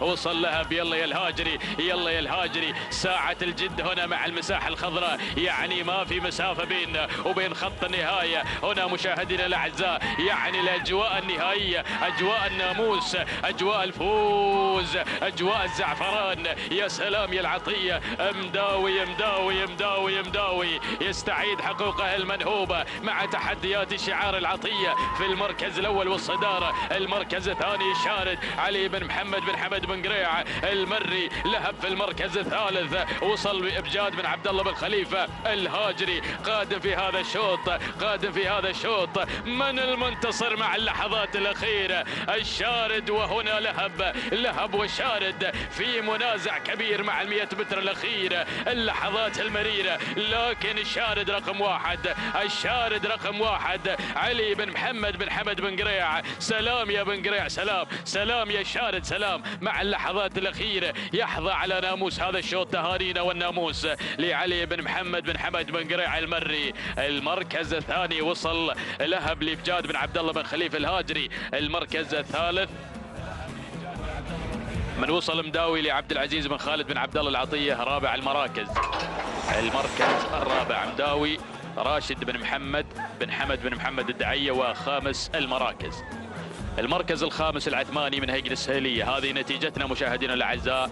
ولكن نعود مع التوقيت زمني لحظة وصول الشارد إلى خط النهاية، قاطع 8 كيلومتر في 12 دقيقة 51 ثانية، جزئين من الثانية. تهانينا والناموس لعلي بن محمد بن حمد بن قريع المري على فوز الشارد بالمركز الأول، بينما لهب من وصل ثانيا في 12 دقيقة 52 ثانية 6 من الأجزاء من الثواني. تهانينا والناموس لإبجاد بن عبد الله بن خليفة الهاجري على فوز لهب بالمركز الثاني. وفي ثالث المراكز وصل مداوي بشعار العطية في 12 دقيقة 52 ثانية 97 جزء من الثانية. تهانينا والناموس لعبد العزيز بن خالد بن عبد الله العطية.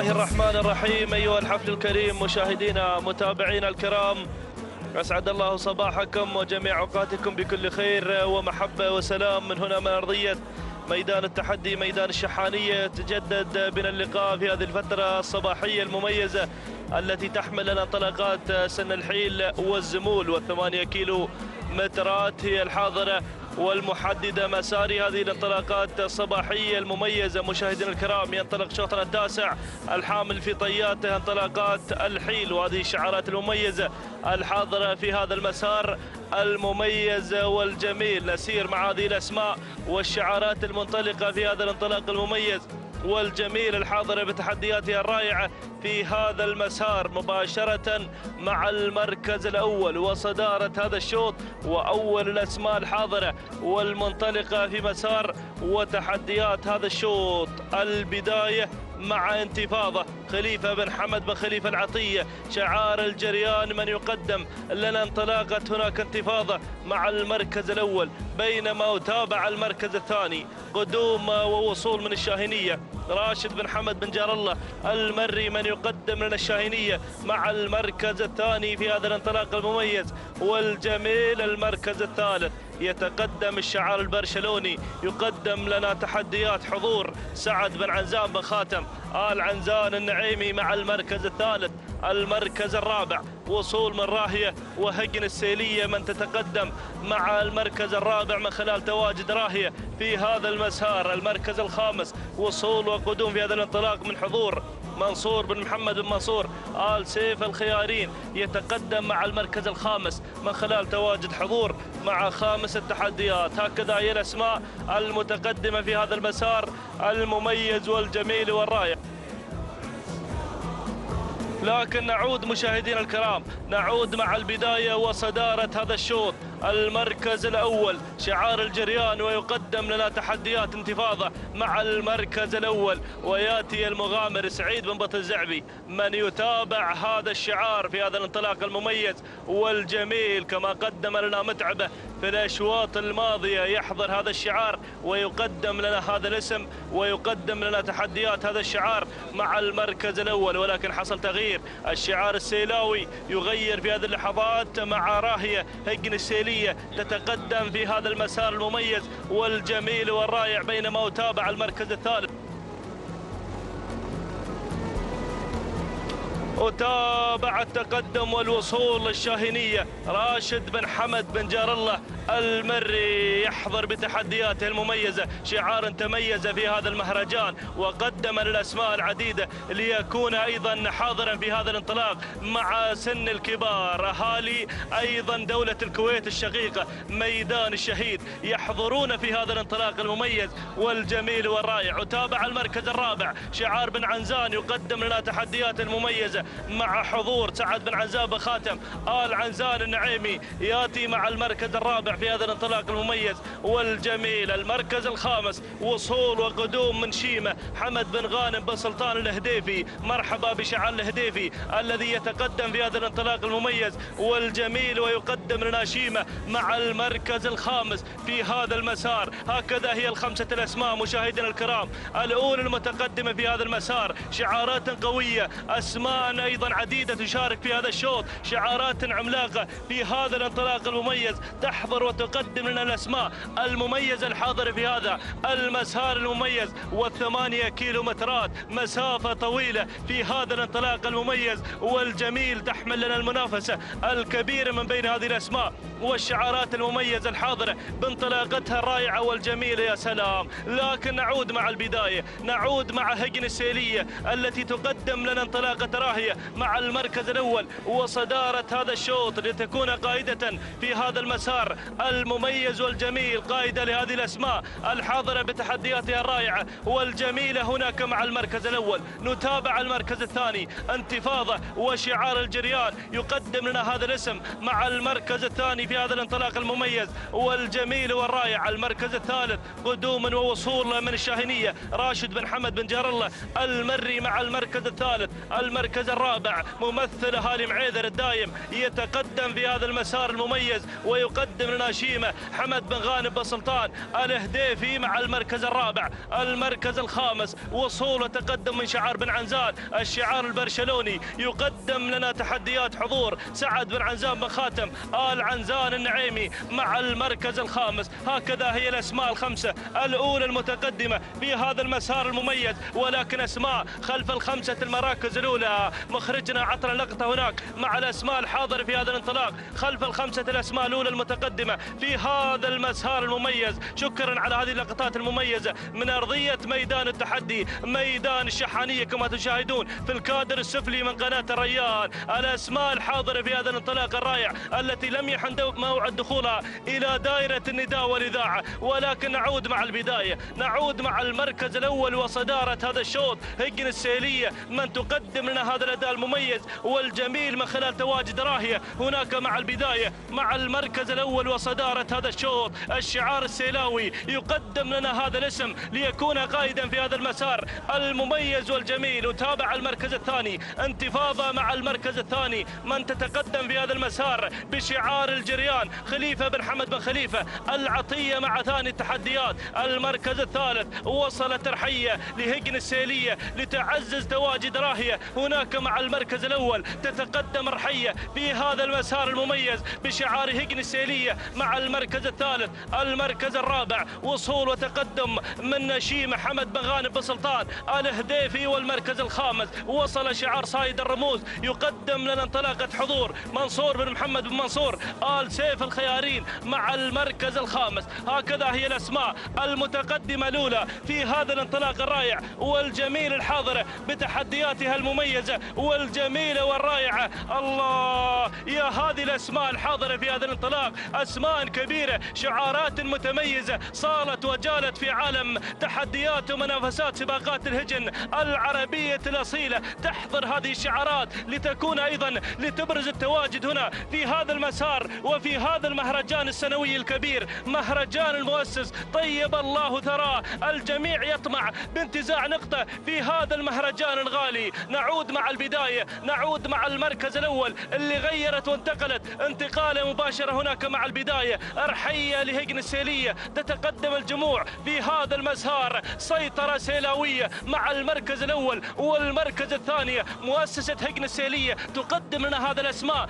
المميزة والرائعة في هذا العالم الساحر. إذا أرحية مع المركز الأول مع صدارة هذا الشوط، بينما أتابع الملاحقة من راهية مع المركز الثاني تتقدم في هذا الانطلاق المميز والجميع، وأيضا بشعار هجن السيلية مع ثاني التحديات. المركز الثالث انتفاضة شعار الجريان، شعار خطير في هذا الانطلاق المميز والجميل، وأيضا أحد المضمرين العمالقة هنا المغامر سعيد بن بطي الزعبي من يقدم لنا تحدياته المميزة والجميلة مع تواجد انتفاضة مع المركز الثالث. المركز الرابع يتقدم شعار صايد الرموز يقدم لنا حضور منصور بن محمد بن منصور آل سيف الخيارين مع المركز الرابع. المركز الخامس يتقدم شعار الهديفي مع تواجد شيمة حمد بن غانم بن سلطان الهديفي مع المركز الخامس. هكذا هي الأسماء المتقدمة الأولى في هذا المسار المميز والجميل والرائع. الله، ولكن البداية مع أرحية مع المركز الأول. وإن سألنا عن الموقع كيلوين متر ما تفصلنا عن ناموس هذا الشوط. يا سلام، وتابع البداية مع المركز الأول. أرحية لا تزال هي سيدة الموقف في هذا المسار المميز والجميل الحاضرة بتحدياتها المميزة هناك مع المركز الأول ومع بداية هذا الشوط. أرحية لهجن السيلية بينما راهية أيضا لهجن السيلية مع المركز الأول والمركز الثاني. سيطرة سيلاوية مع المركز الأول والثاني في هذا الانطلاق المميز والجميل، ولكن أيضا يصل شعار الجريان يقدم الانتفاضة مع المركز الثالث. المركز الرابع وتابع شعار الخيارين مع هنا حضور منصور بن محمد بن منصور آل سيف الخيارين. والمركز الخامس مرحبا يصل شعار البرنس يقدم لنا تحدياته المميزة والجميلة مع النشمية محمد بن طالب بن عقيل. يصل البرنس بتحدياته المميزة المميز والجميل ويقدم لنا شعاره. ووصل شعار ملك السيوف أيضا يتقدم في هذا المسار مع انطلاقة تشاوس ناصر بن عبد الله بن أحمد بن عبد الله المسند. يصل شعار الأنيق بتحدياته المميزة والجميلة في هذا الانطلاق الرائع والجميل. يا سلام، لكن عودة مع الصدارة، العودة مع المركز الأول مع البداية. أرحية مع الصدارة، من تتقدم في هذا المسار المميز والجميل، من تطمع أيضا بانتزاع نقطة هذا الشوط مع المركز الأول. أرحية لهجن السيلية مع البداية، بينما أتابع راهية أيضا لهجن السيلية تعزز تواجد أرحية مع المركز الأول في هذا الانطلاق المميز والجميل. المركز الثالث انتفاضة مع المركز الثالث، من تتقدم في هذا الانطلاق المميز خليفة بن حمد بن خليفة العطية، بينما أتابع الوصول من النشمية شعار البرنس يتقدم شيئا فشيئا في هذا المسار. يقدم لنا أيضا انطلاقة النشمية محمد بن طالب بن عقيل. وتابع المركز الخامس شعار الخيارين من يتقدم في هذا المسار، لكن عودة مع البداية، عودة مع المركز الأول. أرحية مع الصدارة، أجواء الكيلومتر الأخير، الكيلو الخطير. أرحية مع البداية، راهية مع المركز الثاني لهجن السيلية. شعار البرنس حاضر بتحدياته مع المركز الثالث. يقدم لنا النشمية، تحركت هناك حضور محمد بن منصور آل سيف الخيارين، منصور بن محمد بن منصور آل سيف الخيارين. والمركز الخامس تتقدم هناك انتفاضة أيضا بشعار الجريان، لكن البداية والمركز الأول. أرحية النشمية حضور. الله يا سلام، غيرت النشمية مع شعار بن عقيل. شعار بن عقيل يقدم لنا النشمية، ولكن الله انتفاضة تحركت من ميمنة الميدان في هذا المسار وتقدمت حضور بشعار الخيارين، ولكن النشمية بن عقيل مع البداية. سلام لبرنس، سلام النشمية، سلام على هذا الأداء المميز والجميل. تهانينا والناموس على هذا الفوز وهذا الانتصار، واسعد الله صباحكم على هذا الناموس وهذا الانتصار. تهانينا والناموس لمحمد بن طالب بن عقيل على هذا الفوز وهذا الانتصار. المركز الثاني وصلت حضور لمنصور بن محمد بن منصور آل سيف الخيارين. والمركز الثالث انتفاضة خليفة بن حمد بن خليفة العطية. المركز الرابع أرحية لهجن السيلية. المركز الخامس راهية لهجن السيلية. هكذا مشاهدينا الكرام متابعين الأفاضل، تابعنا هذا الشوط، ولكن حضر شعار البرنس كعادة هذا الشعار الكبير الذي يقدم لنا الأسماء والنوعيات المميزة في هذا العالم الساحر. تهانينا والناموس لمحمد بن طالب بن عقيل على هذا الفوز وهذا الانتصار. ها هي النشمية تقدم لنا هذا العرض المميز والجميل. توقيتها الزمني لحظة وصول إلى خط النهاية 13 دقيقة وثانية و43 جزء من الثانية. تهانينا والناموس على هذا الفوز وهذا الانتصار. المركز الثاني حضرت حضور مع ثاني التحديات وتوقيتها الزمني 13 دقيقة و2 و29 جزءا من الثانية. تهانينا والناموس لمنصور بن محمد بن منصور آل سيف الخيارين، والتهاني أيضا لغانم بن منصور آل سيف من قاد حضور مع المركز الثاني. المركز الثالث وصلت انتفاضة أيضا مع المركز الثالث وتوقيتها الزمني 13 دقيقة و2 و37 جزء من الثانية. تهانينا والناموس الخليفة بن حمد بن خليفة العطية، والتهاني المغامر سعيد بن بطي الزعبي.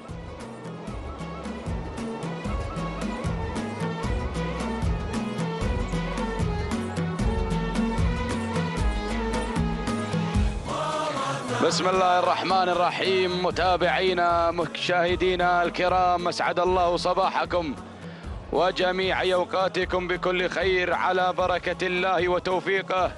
ينطلق شوطنا العاشر للزمول قعدان، ومن مسافة 8 كيلومترات انطلقت هذه الأسماء واندفعت هذه الشعارات لتزين أرضية هذا الميدان. نتقدم مباشرة مع المركز الأول من يتقدم مشيرب مع المركز الأول بالشعار السيلاوي، شعار هجن السيلية يتقدم مع المركز الأول. ثاني الأسماء وثاني التحديات يصل الشرس مع المركز الثاني. علي بن محمد بن علي بن فطيس المري يتقدم هنا على ثاني الأسماء. المركز الثالث من يتقدم من الجانب الآخر على ثالث التحديات شعار النعيمي. يتواجد هنا صفوان سعود بن عبد الله بن أحمد النعيمي، يتواجد هنا مع صفوان على ثالث التحديات. من يغير بدوره إلى المركز الثاني. المركز الرابع من يأتي شاهين بشعار عبد الله بن إبراهيم بن راشد بن محسن المري. يقدم لنا شاهين هنا على رابع التحديات خامس الأسماء. يتواجد رعد مع المركز الخامس بشعار محمد بن عبد الله بن حمد بن عبد الله آل خليفة. يتواجد هنا على خامس الأسماء من يتقدم مع رعد. هكذا كانت النتيجة متابعينا مشاهدينا الكرام للخمسة المراكز المتقدمة. أعود مع المركز الأول، أعود مع الشعار السيلاوي. يتقدم هنا مشيرب مع المركز الأول، يتقدم بشعار هجن السيلية. من يتواجد هنا بشعار اللورد المركز الثاني، يتواجد هنا شاهين. يتواجد على ثاني الأسماء عبد الله بن إبراهيم بن راشد بن محسن المري. يتقدم هنا مع شاهين على ثاني التحديات. المركز الثالث صفوان، يا صفوان مع المركز الثالث. يتقدم هنا شعار النعيمي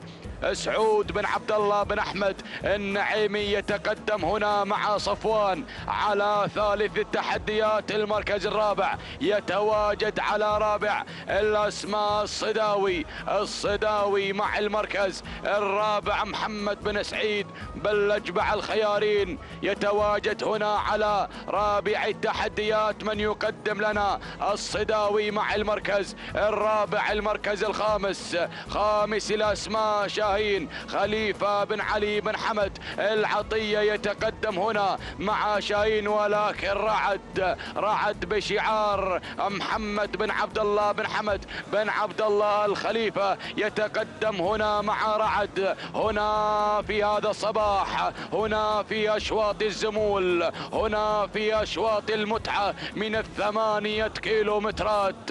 الله ولكن أعود مع التغييرات التي طرت وجرت من قبل شاهين عبد الله بن إبراهيم بن راشد بن محسن المري. يتقدم مع المركز الأول، يتقدم هذه الزمول، يتقدم شاهين على أول الأسماء. المركز الثاني يتواجد مشيرب مع المركز الثاني هجن السيلية. يتقدم هنا الشعار السيلاوي على ثاني الأسماء، على ثاني التحديات.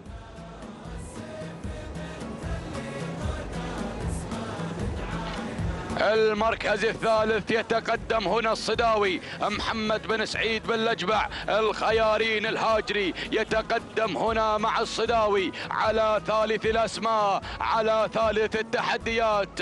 المركز الرابع رابع الأسماء ورابع المراكز شاهين خليفة بن علي بن حمد العطية. يتقدم هنا على رابع التحديات. المركز الخامس خامس الأسماء.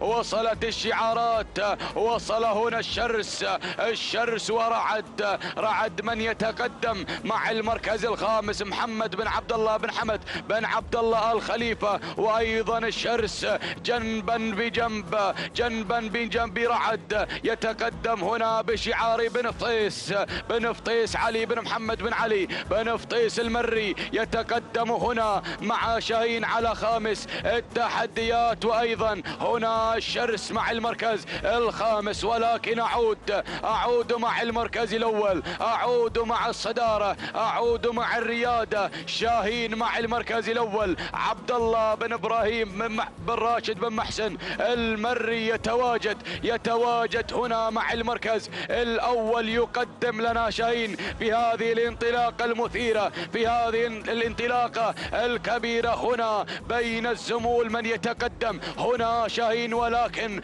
الشعار السيلاوي شعار اللورد يتواجد هنا مع مشيرب مع المركز الثاني هجن سيلية. يتقدم هنا في ثاني التحديات الشعار السيلاوي، ولكن الخيارين يتقدم مع الصداوي محمد بن سعيد بن لجبع الخيارين الهاجري. يتواجد مع الصداوي. الله يا الصداوي رعد مع مع المركز الرابع. رعد على رابع الأسماء محمد بن عبد الله بن حمد بن عبد الله الخليفة يقدم لنا هنا رعد على رابع التحديات. من يتواجد هنا بشعار محمد بن عبد الله بن حمد بن عبد الله الخليفة، وأيضا يصل شعار بن فطيس، يصل شعار بن فطيس. يتقدم هنا مع الشرس علي بن محمد بن علي بن فطيس المري. انتصفنا المسافة،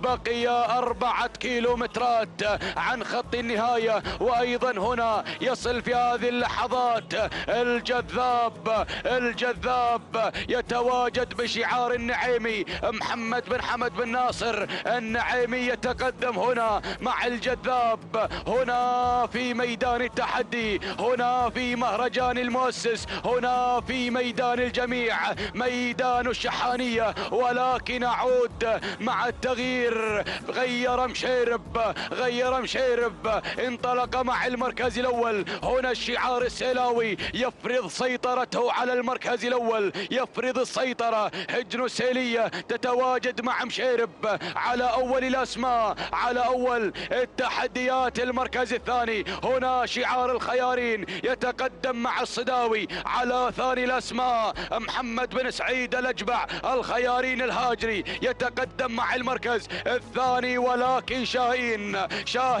يتواجد هنا بشعار عبد الله بن إبراهيم بن راشد بن محسن المري. يتقدم هنا مع شاهين. المركز الرابع، رابع الأسماء رعد يا رعد. يتقدم هنا رعد محمد بن عبد الله بن حمد بن عبد الله الخليفة. يتواجد مع رعد هنا في شوط الزمول. الله يا رعد، شوط الفحول. المركز الخامس يتقدم صفوان يا صفوان. يتقدم هنا بشعار سعود بن عبد الله بن أحمد النعيمي. يتواجد هنا مع صفوان. ولكن مشيرب مع المركز الأول. الشعار السيلاوي يفرض السيطرة مع المركز الأول، يفرض السيطرة. هنا الشعار السيلاوي، الشعار الذي اعتدنا عليه في الأشواط الرئيسية، في أشواط الذهب، هنا في أشواط الرموز. الله يا الشعار السيلاوي، نتمنى له التوفيق. يتقدم مشيرب، ولكن وصل هنا، وصل الصداوي، وصل الخيارين. يتقدم هنا مع الصداوي محمد بن سعيد الأجبع الخيارين الهاجري. يتواجد مع الصداوي على ثاني الأسماء. المركز الثالث يتقدم هنا شاهين عبد الله بن إبراهيم بن راشد بن محسن المري. يتقدم على ثالث التحديات. المركز الرابع وصل الجذاب مع المركز الرابع محمد بن حمد بن ناصر النعيمي. يتواجد هنا مع الجذاب. وايضا رعد مع المركز الخامس. يتقدم هنا بشعار محمد بن عبد الله بن حمد بن عبد الله الخليفة. وايضا شعار العطية يتقدم مع شاهين خليفة بن علي بن حمد العطية. وصل هنا شاهين 2 كيلومترات ما تبقى عن خط النهاية. زايد يا زايد. ولكن مشيرب مع المركز الأول يتقدم بشعار السيلاوي على أول الأسماء هجن السيلية. ولكن وصل هنا، وصل الجذاب محمد بن حمد بن ناصر النعيمي. يتقدم مع المركز الثاني. المركز الثالث يصل الصداوي محمد بن سعيد الأجبع الخيارين الهاجري. وأيضا شعار العطية يتواجد هنا، وشعار الامبراطور يتقدم معه في هذه اللحظات مرعب محمد بن علي بن حمد بن قريع المري. 1500 متر ما تبقى عن خط النهاية. ولكن مشيرب الشعار السيلاوي يتقدم مع المركز الأول. يتقدم هنا شعار عبد الله بن سعيد العيدة اللورد. يتواجد هنا مع المركز الأول، يتواجد مع مشيرب. ولكن الجذاب الجذاب مع المركز الثاني محمد بن حمد بن ناصر النعيمي يتقدم على ثاني الأسماء، وأيضا شعار الإمبراطور محمد بن علي بن قريع يتواجد مع مرعب. الكيلو الأخير، الكيلو الخطير، الكيلو المثير، ولكن مشيرب العيدة يتقدم هنا. الشعار السيلاوي الجذاب مع المركز الثالث، الجذاب مع المركز الثاني يتواجد هنا، وأيضا يتواجد مرعب على ثالث الأسماء، ولكن الثنائي ما بين الجذاب، ما بين مشيرب والجذاب. اللحظات الأخيرة، الأمتار الأخيرة، يتقدم النعيمي مع الجذاب مشيرب الشعار السيلاوي، وأيضا شعار النعيمي، الجذاب ومشيرب، ولكن الجذاب محمد بن حمد بن ناصر النعيمي. مشيرب يعود، الشعار السيلاوي يعود مع مشيرب، ولكن الجذاب محمد بن حمد بن ناصر النعيمي. سلام يا الجذاب، سلام يا النعيمي، سلام. تهانينا والناموس لمالك الجذاب هنا في هذه اللحظات، لمالك الجذاب محمد بن حمد بن ناصر النعيمي على هذا الفوز، على هذا الانتصار. تهانينا والناموس من الأعماق لمالك الجذاب محمد بن حمد بن ناصر النعيمي. المركز الثاني وصل مشيرب، هجن سيلية المركز الثالث. المركز الثالث شاهين خليفة بن علي بن حمد العطية. المركز الرابع رعد مع المركز الرابع محمد بن عبد الله بن حمد الخليفة. المركز الخامس الأسد صالح بن حمد بن مبارك آل نابت. متابعينا الكرام تهانينا والناموس لمالك الجذاب محمد بن حمد بن ناصر النعيمي على هذا الفوز، على هذا الانتصار وتحقيق الجذاب هنا لشوط الزمول، شوطنا العاشر. تهانينا والناموس. التوقيت الزمني ساعة وصول الجذاب إلى خط النهاية 13 دقيقة 10 ثواني 49 جزء من الثانية. تهانينا والناموس لمالك الجذاب محمد بن حمد بن ناصر النعيمي. المركز الثاني وصل مشيرب، هجن سيلية. التوقيت الزمني 13 دقيقة 12 ثانية 8 أجزاء من الثانية. تهانينا والناموس. المركز الثالث شاهين خليفة بن علي بن حمد العطية. التوقيت الزمني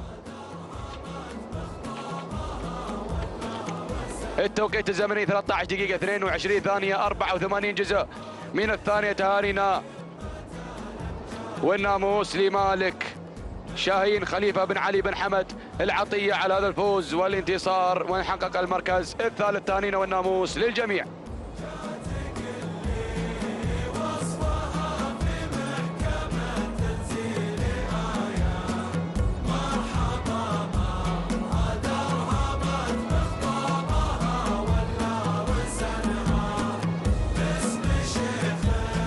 بسم الله الرحمن الرحيم. مشاهدينا الكرام، متابعينا، نجدد لكم التحية والترحيب في هذه الانطلاقة وانطلاقة شوطنا 11، شوط خاص بالحيل ضمن هذه المنافسات الصباحية والأشواط الخاصة بشعارات أبناء القبائل. على بركة الله مشاهدينا الكرام، تنطلق هذه الأسماء وتتواجد هذه الشعارات هنا على أرضية ميدان الشحانية.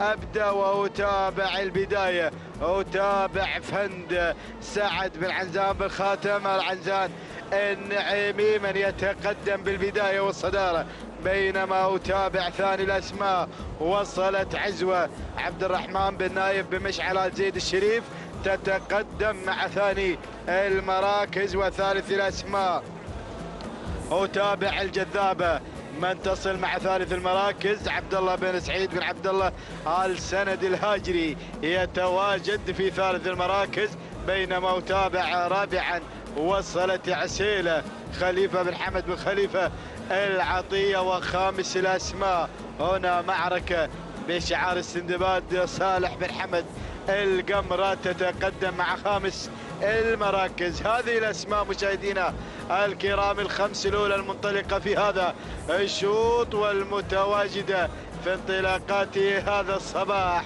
ولكن العودة هناك مع التغيير والبداية غيرت الجذابة. شعار السند هنا يتقدم مع الجذابة عبد الله بن سعيد بن عبد الله السند الهاجري هنا مع أول المراكز، ولكن معركة في معركة صباحية في معارك الرياضة العربية الأصيلة.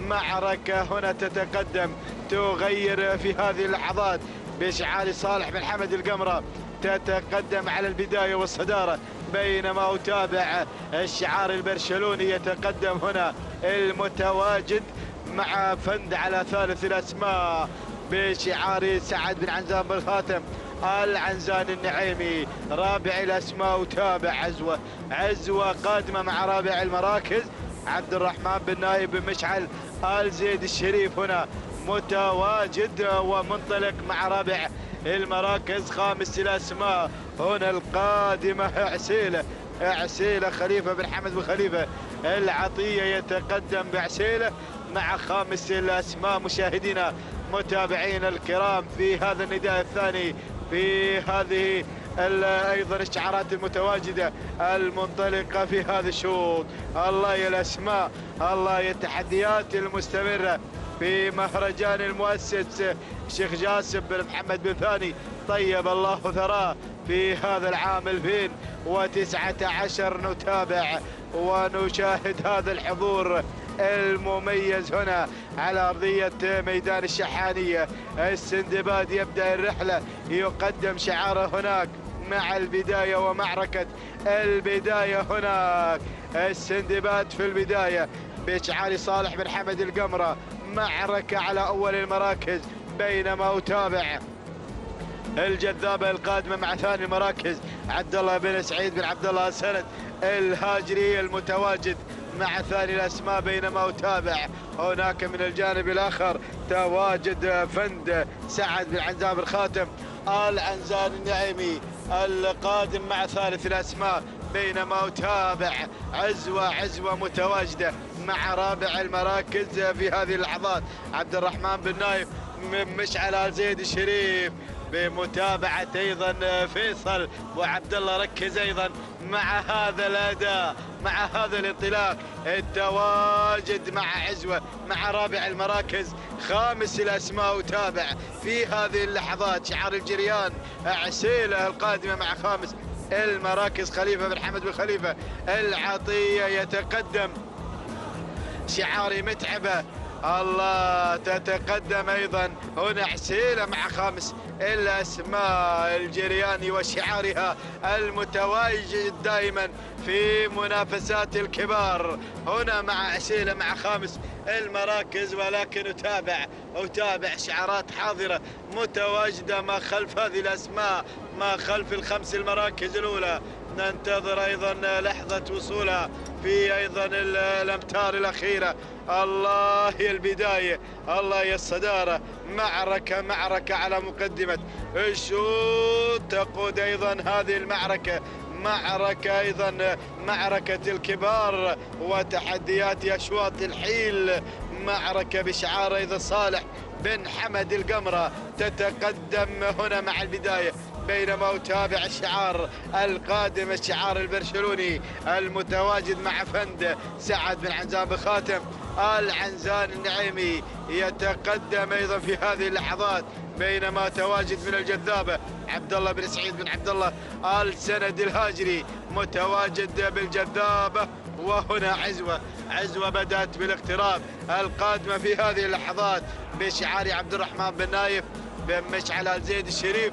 تتقدم عزوة مع رابع المراكز. الله، هذه الأسماء المتقدمة. وخامسا هناك أتابع عسيلة لخليفة بن حمد بن خليفة العطية مع خامس المراكز. ولكن شوف القادمة، وصلت المسك هناك القادمة بشعار سعود بن صالح بن حمد القمرة. بدأت بالاقتراب والكل قادم مشاهدين الكرام. الكل يريد أيضا الناموس، ولكن الأمور هناك مع الصدارة والبداية. معركة الكبار، تحديات الكبار، مسيرة 8 كيلومترات تحمل لنا أيضا هذه النوعيات. هناك مع البداية معركة بشعار صالح بن حمد القمرة على مقدمة شوط على الصدارة، ولكن الجذابة حاضرة. عبد الله بن سعيد بن عبد الله السند الهاجري متواجد منطلق مع ثاني المراكز. عزوة قادمة مع ثالث الأسماء بشعار عبد الرحمن بن نايف بن مشعل زيد الشريف. تتقدم عزوة، بدأت أيضا بالاقتراب هنا مع هذه اللحظات. ورابع الأسماء وتابع فند قادمة مع رابع المراكز سعد بن عنزان بن خاتم العنزان النعيمي مع رابع المراكز. وخامس الأسماء وتابع التقدم في هذه اللحظات. غيرت المسك قادمة مشاهدين الكرام. اللحظات أيضا التي تحمل لنا هذه الأسماء. المسك هنا قادمة سعود بن صالح بن حمد القمرة، بدأ بالانطلاق هنا مع المسك مع خامس الأسماء مشاهدين الكرام. ولكن أعود مع شعار السندباد، أبدأ به النداء وأختم هناك مع المسك، وأبدأ مع معركة على الصدارة، معركة على مقدمة شوط. صالح بن حمد القمرة يتقدم مع معركة على البداية والصدارة. وهناك المسك أيضا قادمة مع خامس المراكز. الله ولكن يتابع الجذابة وانطلاقة الجذابة هنا بشعار عبد الله بن سعيد بن عبد الله السند الهاجري. عزوة قادمة مع هذه اللحظات مع ثالث المراكز عبد الرحمن بن نايف بن مشعل زيد الشريف. يتقدم في هذه اللحظات القادم بعزوة مع ثالث المراكز. الله، ثلاثية على الصدارة مشاهدينا الكرام. ورابع الأسماء هناك وتابع القدوم. وصول من الرويس علي بن حسين بن علي السادة تصل في هذه اللحظات. الله، يا الاسم القادم هنا الرويس تنضم في هذه اللحظات. وهناك المسك مع خامس المراكز سعود بن صالح بن حمد القمرة. ولكن شوف القادمة وصلت أسباب محمد بن حمد بن عيسى الخميس المناعي يصل مع خامس المراكز. الله، بدأت الأسماء بالاقتراب. ولكن معركة على الصدارة على مقدمة شوط. صالح بن حمد القمرة يتقدم مع معركة، ولكن عزوة خطيرة في هذه اللحظات تشكل الخطر. القادمة مع ثاني المراكز بشعار عبد الرحمن بن نايف بن مشعل آل زيد الشريف. تتقدم عزوة، شوف القادمة وصلت الرويس. القادمة مع ثالث المراكز علي بن حسين بن علي السادة. الله، بدأنا بالاقتراب مشاهدينا الكرام متابعينا في كل مكان. هناك الأسماء قادمة وتابع أسباب محمد بن حمد بن عيسى المناعي هنا قادم مع هذه اللحظات. ولكن أعود إلى الصراع، أعود إلى البداية. الله، معركة وعزوة. وهنا الرويس ثلاثية على الصدارة، ثلاثية على مقدمة الشوط. ولكن معركة القمرة. انطلق السندباد، انطلق بناموس هذا الشوط. الله، معركة على الصدارة. ولكن الرويس علي بن حسين بن علي السادة القادم مع هذه اللحظات. الله، عزوة قادمة في هذا الانطلاق هنا بشعار الشريف. عزوة لعبد الرحمن بن نايف بن مشعل آل زيد الشريف تتقدم مع ثالث المراكز. ولكن معركة الكبار، معركة الصدارة مع معركة شعار السندباد. هناك وتابع السادة شعار السادة. عادت عزوة. الله، الحزام الأخضر، معركة الكبار، معركة. وهناك الرويس وعزوة قادمة. الله، ولكن معركة مع مقدمة الشوط. الرويس شعار السادة، شعار القمرة، اللحظات الأخيرة. ولكن الله يا الانطلاق، التحدي، معركة الكبار، معركة. والرويس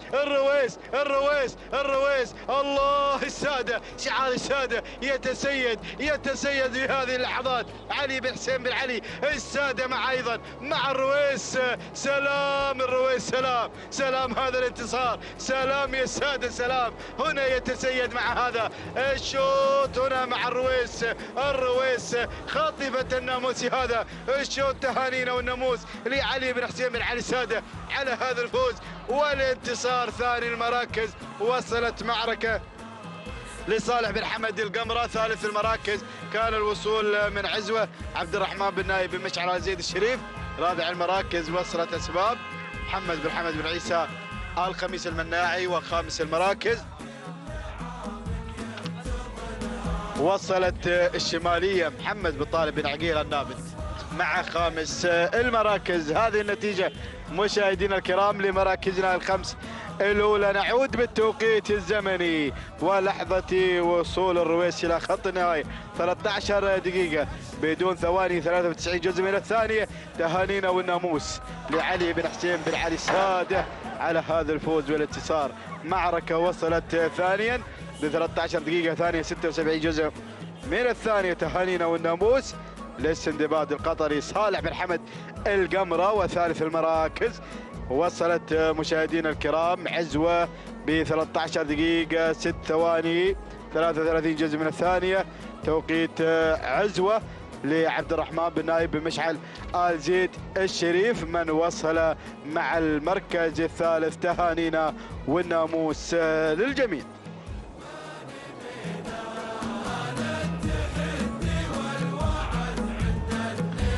بسم الله الرحمن الرحيم. أيها الحفل الكريم مشاهدينا مستمعينا الأفاضل، أجدد لكم التحية مرة أخرى. أرحب بكم أجمل ترحيب بهذه الاندفاعات والانطلاقات المميزة مع أشواط الأصايل بانطلاقة الشوط الثاني عشر لفئة الزمول. ينطلق من مسافة 8 كيلومترات، جوائز نقدية قيمة من المركز الأول حتى المركز العاشر. تنتظر هذه الأسماء والشعارات المندفعة ضمن فعاليات مهرجان المؤسس وهذا الكرنفال الكبير والمميز. نتابع التحدي ونتابع المسار ب10 أيام هذا المهرجان الكبير. نتابع الشعارات المميزة التي تشارك باحثة عن الناموس وعن الانتصار في هذا المسار الجميل.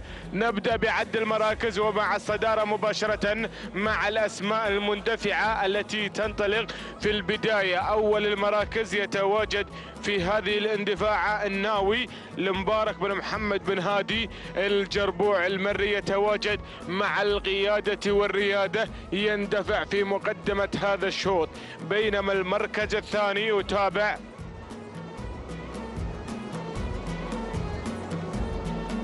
المركز الثاني نتابع بهذا الانطلاق والتحدي عناد لصالح بن محمد الزقيبة، يتواجد بمشاركة عناد على المركز الثاني. ننتقل مباشرة مع صاحب المركز الثالث، يتواجد هنا راهي لمحمد بن دلهم بن ناصر الهاجري، يتواجد مشاركا في عمق المنافسة. بينما المركز الرابع القادم هنا شاهين عبد الله بن راشد بن عبد الله بن سعيد القالي يشارك بشاهين على المركز الرابع. المركز الخامس القادم هنا جزام لمحمد بن صالح بن حمد القمرة، يشارك في مسار جزام في هذا الانطلاق.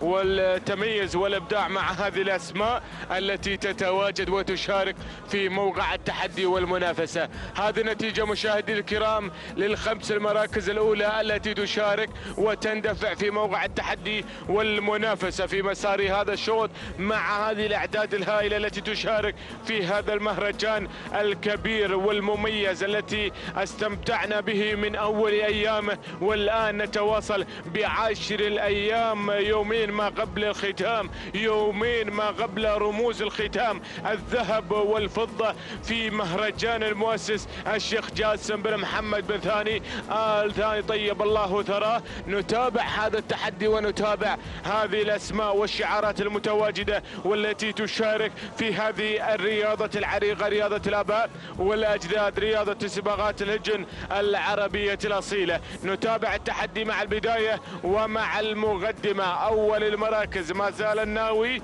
في مقدمة هذا الشوط، وناوي على انتزاع الصدارة وهذا الانتصار المميز مع اندفاعة ومشاركة مبارك بن محمد بن هادي الجربوع المري الذي ما زال يحافظ ويسيطر على صدارة الشوط بتواجد الناوي مع البداية. المركز الثاني نتابع هنا عناد متواجد في موقع التحدي والمنافسة، يواصل مسيرة الضغط على الصدارة بمتابعة صالح بن محمد الزقيب الذي يتابع اندفاعة ومشاركة عناد على المركز الثاني. المركز الثالث نتابع الشعارات المتواجدة في هذا التحدي. يتواجد هنا راهي لمحمد بن دلهم بن ناصر بن علي الهاجري يشارك مع اندفاعه ومشاركة راهي على المركز الثالث. المركز الرابع نتابع هنا شاهين بقيادة عبد الله بن راشد بن عبد الله بن سعيد الغالي يشارك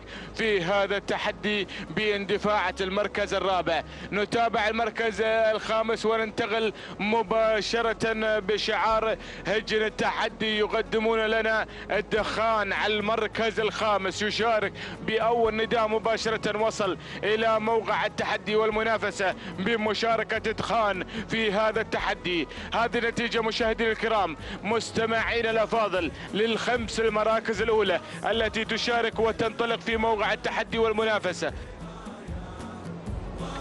ونتابع هنالك أسماء وشعارات مميزة تشارك في هذا التحدي لم يحن موعد وصولها وقدومها إلى دائرة النداء والإذاعة. نتابع الأسماء، نتابع هذه المنافسة المشرفة على أرضية ميدان الشحانية، ميدان التحدي في هذا المهرجان والكرنفال المميز. نتابع هذه المنافسة مع هذه الشعارات القادمة من دول مجلس التعاون الخليجي للمشاركة في هذا المهرجان الكبير. بهذه المنافسات نتابع الشعارات التي تنطلق باحثة عن الناموس وعن الانتصار في هذا المسار المميز. نسير ونعود مباشرة مع البداية مع المركز الأول والثاني الذي ينفردا في مقدمة هذا الشوط. الناوي وعناد ما زالا في المقدمة، ما زالا في المنافسة الثنائية الجميلة التي تنفرد في مقدمة هذا الشوط بقيادة مبارك بن محمد بن هادي الجربوع المري. يقدم لنا الناوي الذي ما زال ينطلق ويحافظ ويسيطر على مقدمة هذا الشوط، وناوي بأن ينتصر ويحقق هذا الانتصار ويحقق هذا الناموس مع الناوي الذي يسير بخطى ثابتة نحو النجاح. المركز الثاني عناد مع الزقيبة ما زال معاندا وما زال منافسا في هذا التحدي، يصل مباشرة إلى المركز الثاني صالح بن محمد الزقيبة على المركز الثاني. ننتقل مباشرة مع المركز الثالث وشعار هجن التحدي. غادم هنا إدخان بدأ يتسلل من موقع إلى موقع، وصل مباشرة إلى المركز الثالث وعينه على الصدارة وعلى ناموس هذا الشوط. نتابع المركز الرابع. القادم هنا راهي محمد بن دلهم بن ناصر بن علي الهاجري يشارك في موقع المنافسة. يتقدم راهي إلى المركز الرابع. المركز الخامس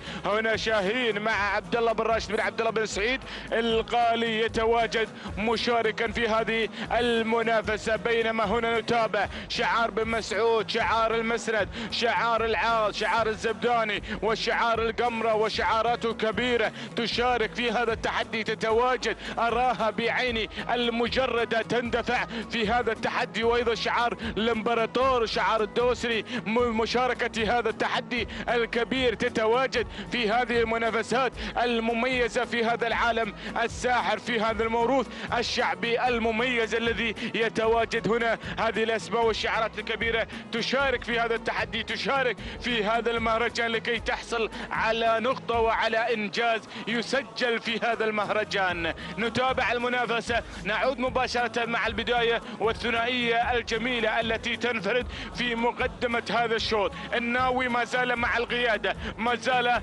مع الصدارة، ويا راعي الناوي غادمين الجماعة حاضرين باحثين عن الناموس مع هذا الشوط، ولكن الناوي ما زال مع القيادة والريادة. مبارك بن محمد بن هادي الجربوع المري يسير في هذا التحدي من البداية، يريد يواصل لين النهاية. 3 كيلومترات هي من تفصلنا عن ناموس هذا الشوط وعن الانتصار، والناوي ما زال في القيادة، ولكن نتابع عناد الذي ما زال يواصل مسيرة الضغط على المقدمة وعلى الناوي لكي ينتزع المركز الأول بقيادته وبتحديات صالح بن محمد الزقيبة. هنا يشارك مع المركز الثاني، المركز الثالث بن دلهم هنا قادم ومشارك في هذا التحدي وبهذه المنافسة مع راهي محمد بن دلهم بن ناصر بن علي الهاجري. المركز الرابع الدخان غادم بشعار هجر التحدي يتواجد في هذه المنافسة، يترقب اللحظات الأخيرة لكي ينقض على الصدارة. يتقدم دخان على المركز الرابع، بدأ يقترب رويدا من موقع الصدارة من موقع المنافسة، بينما المركز الخامس وتابع شاهين عبد الله بن راشد بن عبد الله بن سعيد القالي هنا يتقدم مشاركا في هذا المسار المميز. أرى شعار الامبراطور، شعار هجن السيلية بدأ يقترب من المنافسة، بدأ يصل مباشرة إلى موقع التحدي والمنافسة مع هذه الأسماء والشعارات الكبيرة التي تبحث عن الناموس وعن الإنجاز في هذا المهرجان المميز. هنا شعارات تتقدم رويدا إلى موقع التحدي والمنافسة مع هذه الأعداد الهائلة التي تنطلق وتشارك في موقع التحدي والمنافسة. ولكن الناوي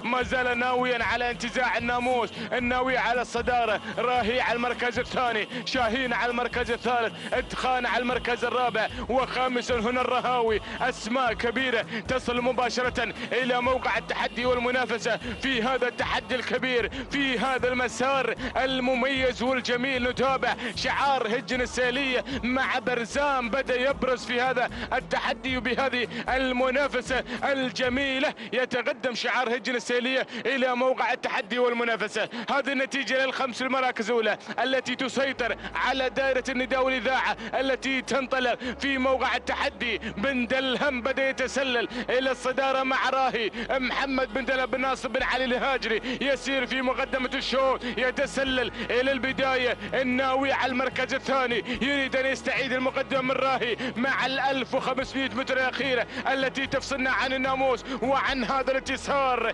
المركز الثاني الناوي مبارك بن محمد بن هادي الجربوع. المركز الثالث ادخال لهجن التحدي يتقدم في عمق المنافسة. المركز الرابع وصل الرهاوي سعيد بن مبخوت بن محمد بن مسعود، وخامسا وتابع الامبراطور هنا قادم في هذا التحدي. يتقدم في هذه المشاركة المميزة مدوخ علي بن حمد بن بخيت بن قريع المري، وايضا المشاركة مع العديم عبد الهادي بن حميد بن سالم آل فهيده المري. بدت الحركة بهذه اللحظات مع الزمول مع أشواط الكبار بهذه المنافسة المميزة. عندما وصلنا إلى الكيلومتر الأخير والخطير، راهي مدوخ العديم الرهاوي برزان الناوي ادخان شاهين، أسماء كبيرة تتدخل في هذه اللحظات. ولكن ارصد لي يا مخرجنا هجن السيلية غادمة بكل قوة مع برزان الذي بدأ يبرز هذا التحدي، يبرز هنا في هذا الانطلاق والتحدي والإبداع مع شعار هجن السيلية. ولكن ارصد لي يا مخرجنا على هنا القادم سياب لحمد بن راشد بن شابل الزبداني المري. ولكن نعود مع هجن السيلية. برزان غادم بكل قوة، حاضر بهذا التحدي. سياب بن شابل على المركز الثاني، ولكن برزان اشرد يا حمد، اشرد في هذا التحدي الكبير. برزان هجن السيلية، ولكن بن شابل مع سياب.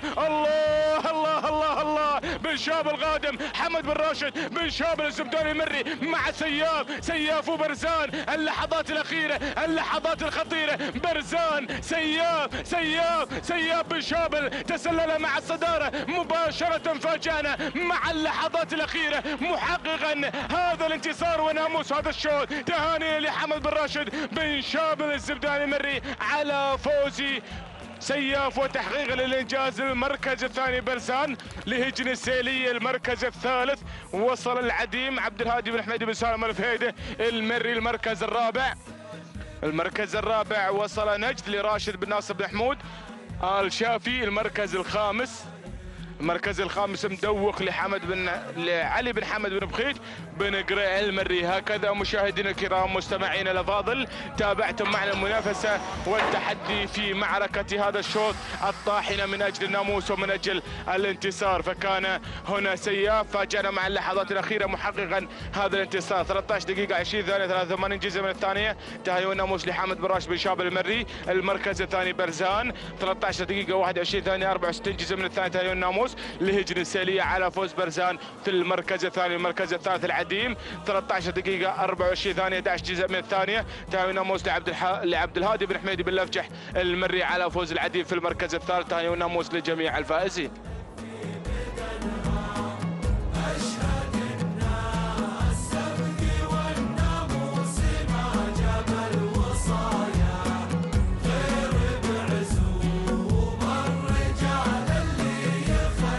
إذا مشاهدينا متابعينا الأعزاء حفلنا الكريم ما زالت الانطلاقات متواصلة والمنافسات مستمرة على أرضية ميدان التحدي بانطلاقة الشوط الثالث عشر بتعداد أشواط هذه الفترة الصباحية بتحديات وانطلاقات سن الحول والزمول والانطلاقة المخصصة لفئة الحيل مع تحديات 8 كيلومترات مع أيضا منافسات هذه الشعارات الحاضرة والمتواجدة. لنبدأ مع مسيرة وفعاليات شوطنا المنطلق والأسماء الخمسة الأولى المتقدمة والخماسية الماسية. لنرى ونتابع على البداية الهاشمية لفيصل بن مشعل الزيد الشريف ضيف قادم من المملكة العربية السعودية وخصيصا من الطايف عروس المصايف. مرحبا بجميع الضيوف، مرحبا بأبناء دول مجلس التعاون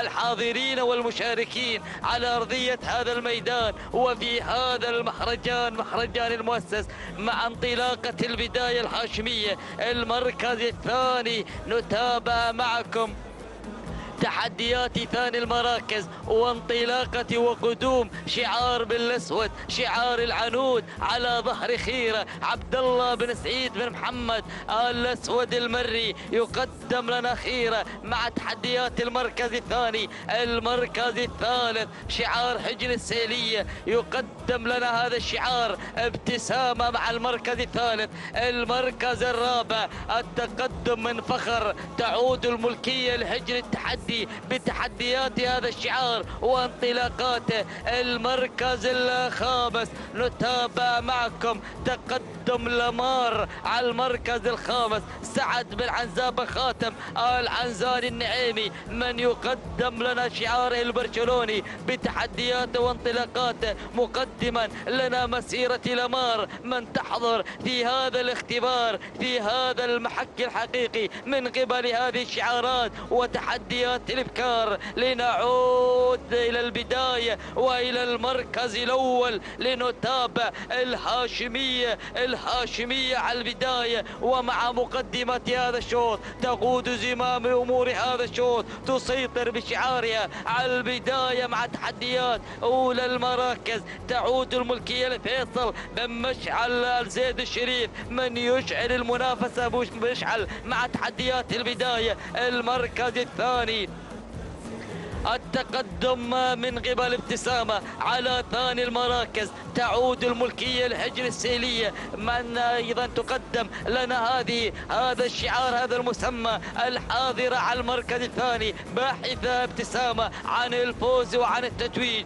المركز الثالث التواجد من قبل خيرة الحاضرة بتحدياتها المثيرة المنطلقة نحو المركز الثاني بهذه اللحظات. تعود الملكية لعبد الله بن سعيد سعيد بن محمد الأسود المري. المركز الرابع القادمة والواصلة فخر من تود أن تمر وتعبر بتحدياتها نحو الصدارة ونحو البداية. على المركز الرابع تتواجد وتعود الملكية لهجن التحدي. والمركز الخامس يا مرحبا بالشانية ويا مرحبا بهذا المسمى عامر بن سعيد الرفادة المري من يقدم لنا انطلاقة شانية على المركز الرابع. بهذه اللحظات تسللت نحو المركز الثالث مع تحديات هذا الشعار وانطلاقات من أتى هذا الشعار وصيفا بأشواط الرموز بتحديات هذا المهرجان. يمني النفس مالك هذا الشعار بأن يكون خاطفا لرمزا في هذا المهرجان وفي سباقاتنا الختامية. نتمنى التوفيق أيضا لجميع الإخوان المشاركين في فعاليات هذا الموروث بتحديات هذه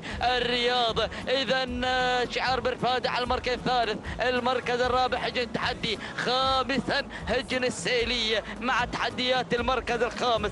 خلف الخمس نتابع معكم وبحضراتكم سيل جارف من الحيل الحاضرة والمتواجدة بتحديات شوطنا المنطلق. أسماء سطرت بحروف من ذهب أيضا لها سجلاتها الحافلة وما وصلت لهذه الفئة العمرية إلا بإنجازات نحلتها للمشاركة مع الكبار وفي المسافة الماراثونية 8 كيلومترات. نترقب قدوم هذه الأسماء وهذه الشعارات لتحلو المنافسة مع ملتقى الشعارات الخمسة الأولى مع بقية الأسماء الحاضرة والمتواجدة بمسيرة وتحديات هذه الانطلاقة. لنعود إلى البداية وإلى المركز الأول لنتابع معكم بداية هذا الشوط والأمور التي جرت مع البداية ومع تغيير المراكز من قبل الشانية من بدأت تحلق هذه السلالة. على البداية من تنطلق مع المركز الأول ماركة شاهين سلالة شاهين تثبت دائما وتعلن الحضور في مثل هذه الأشواط وفي مثل هذه المهرجانات مع برفادة عامر بن سعيد بن سعد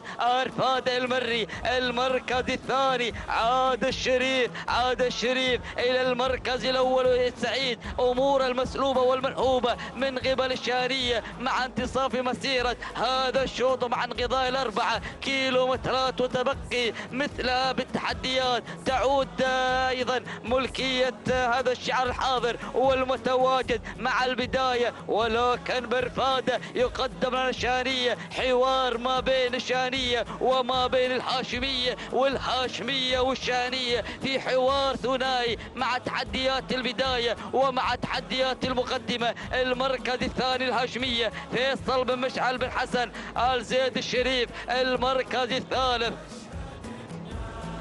أرى شعار بالأسود على المركز الثالث مقدما للانطلاقة خيرة لعبد الله بن سعيد بن محمد الأسود المري مع المركز الثالث. يترقب الأمور يتابع مجريات الصدارة يتابع ماذا تقدم الهاشمية على البداية والشانية على المقدمة وكذلك يراقب الأسماء في مسيرة هذا الشوط. يمني الناس بالأسود بأن يقدم ما يرضي لجماهيره ولجماهير هذا الشعار برفقة خيرة. المركز الرابع نتابع معكم تحديات شعار حجن التحدي مع انطلاقة فخر على المركز الرابع ومع مسيرة رابع الأسماء. يبدو مشاهدينا الكرام بأن الأسماء الأربعة بدأت تنعزل شيئا ما عن بقية الأسماء بمسيرتها بتحدياتها. نرى ونتابع هذه اللقطة من الكادر الأسفل لأيضا الأسماء التي انعزلت والمسافة الفائقة ما بين الأسماء الحاضرة والمتواجدة. المركز الخامس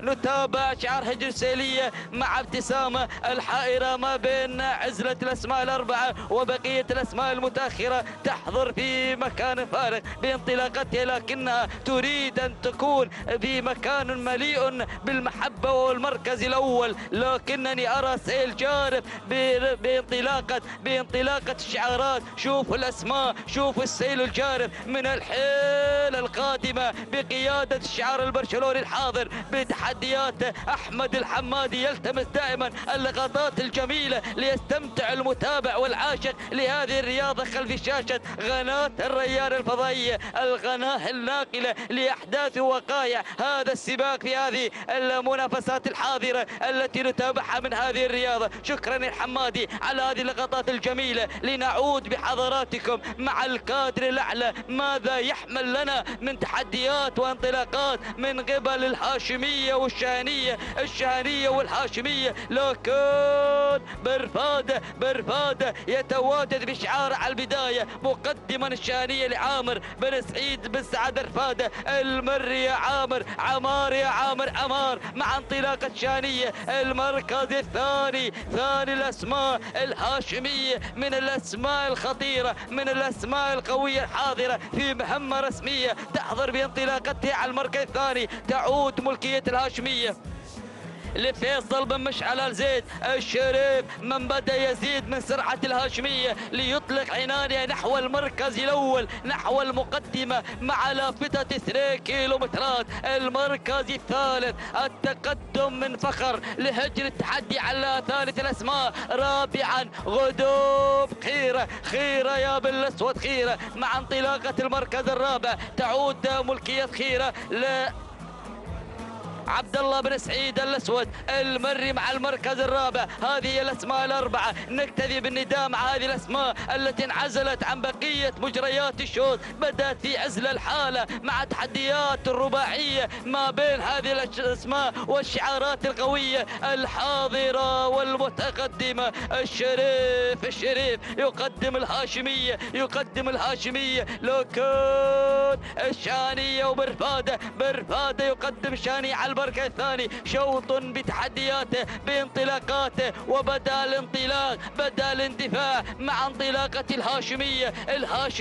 الهاشمية مع المركز الأول. فيصل بن مشعل زيد الشريف يشعل المنافسة مبكرا. هجن التحدي قادمة هذه التحديات من قبل هذا الشعار على المركز الثاني. فخر تبدأ بالعبور، تبدأ بالمرور نحو المركز الأول، نحو الصدارة، نحو القيادة، مقدمة الإثارة بتحديات هذا الشعار بانطلاقته على البداية وعلى المركز الأول. فخر مع المركز الأول، فخر مع القيادة في رصيدها سيارة في العام الماضي تحضر بسجل حافل بانطلاقة البداية. خيرة قادمة على المركز الثاني. عبد الله بن سعيد الأسود المري، وهنالك شاشانية على المركز الثالث مع برفادة. ومع ثالث التحديات أسماء قادمة بدأت تتحرك بهذه اللحظات. لو كان خيرة أو هنالك فخر باللحظات الأخيرة تندفع مع ناموس هذا الشوط مع الحزام الأخضر بدون أي تعليمات، بدون أي أوامر. لا تذكر على أيضا انطلاقة فخر على المركز الأول، محققة هذا الناموس المميز، محققة هذا الانطلاق الجميل والانفراد المميز عن بقية الأسماء الحاضرة مع انطلاقتها ومع انطلاقة شعار حجن التحدي الحاضر بتحدياته وبانطلاقاته المميزة مع مسيرة البداية ومع مسيرة المقدمة حاملة فخر كما تتابعون لهذه النجمة الحمراء المليئة بالنواميس، المليئة بالإنجازات كما شاهدنا قبل قليل. تحديات فخر وانطلاقتها خاطفة للمركز الأول، محققة لهذا الناموس، منفردة بناموس هذا الشوط الثاني. والتبريكات لهجن التحدي على هذا الفوز المستحق وعلى اختطاف فخر للمركز الأول بدون أي تعليمات وبدون أي أوامر. هذه الحصول خط النهائي مرة الفوز والناموس. المركز الثاني كان الوصول من قبل البردانية لجبر بن عبد الله بن جبر المخضب الهادي. المركز الثالث شعار المسند مع رمانة ناصر بن عبد الله المسند. المركز الرابع وصلت وقع صالح بن حمد القمرة. خامسا كان الوصول من قبل لمار لسعد بن عنزان النعيمي. مشاهدينا الكرام، متابعينا الاعزاء، تابعنا المنافسه التي حضرت في هذا الشوط. فخر وتوقيته الزمني 13 دقيقة 8 ثواني 4 أجزاء من الثانية. التاون تبريكات التحدي على هذا الفوز المستحق وعلى فوز فخر بالمركز الأول بدون أي تعليمات. المركز الثاني كان الوصول من قبل الفردانية 13 دقيقة 12 ثانية 95 جزء من الثانية. التاون التبريكات زفلي جبر بن عبد الله بن جبر مخضب الهاجم. المركز الثالث وصلت رمان 13 دقيقة 13 ثانية 35 جزء من الثانية. التاون التبريكات نزفوها لناصر بن عبد الله المسند.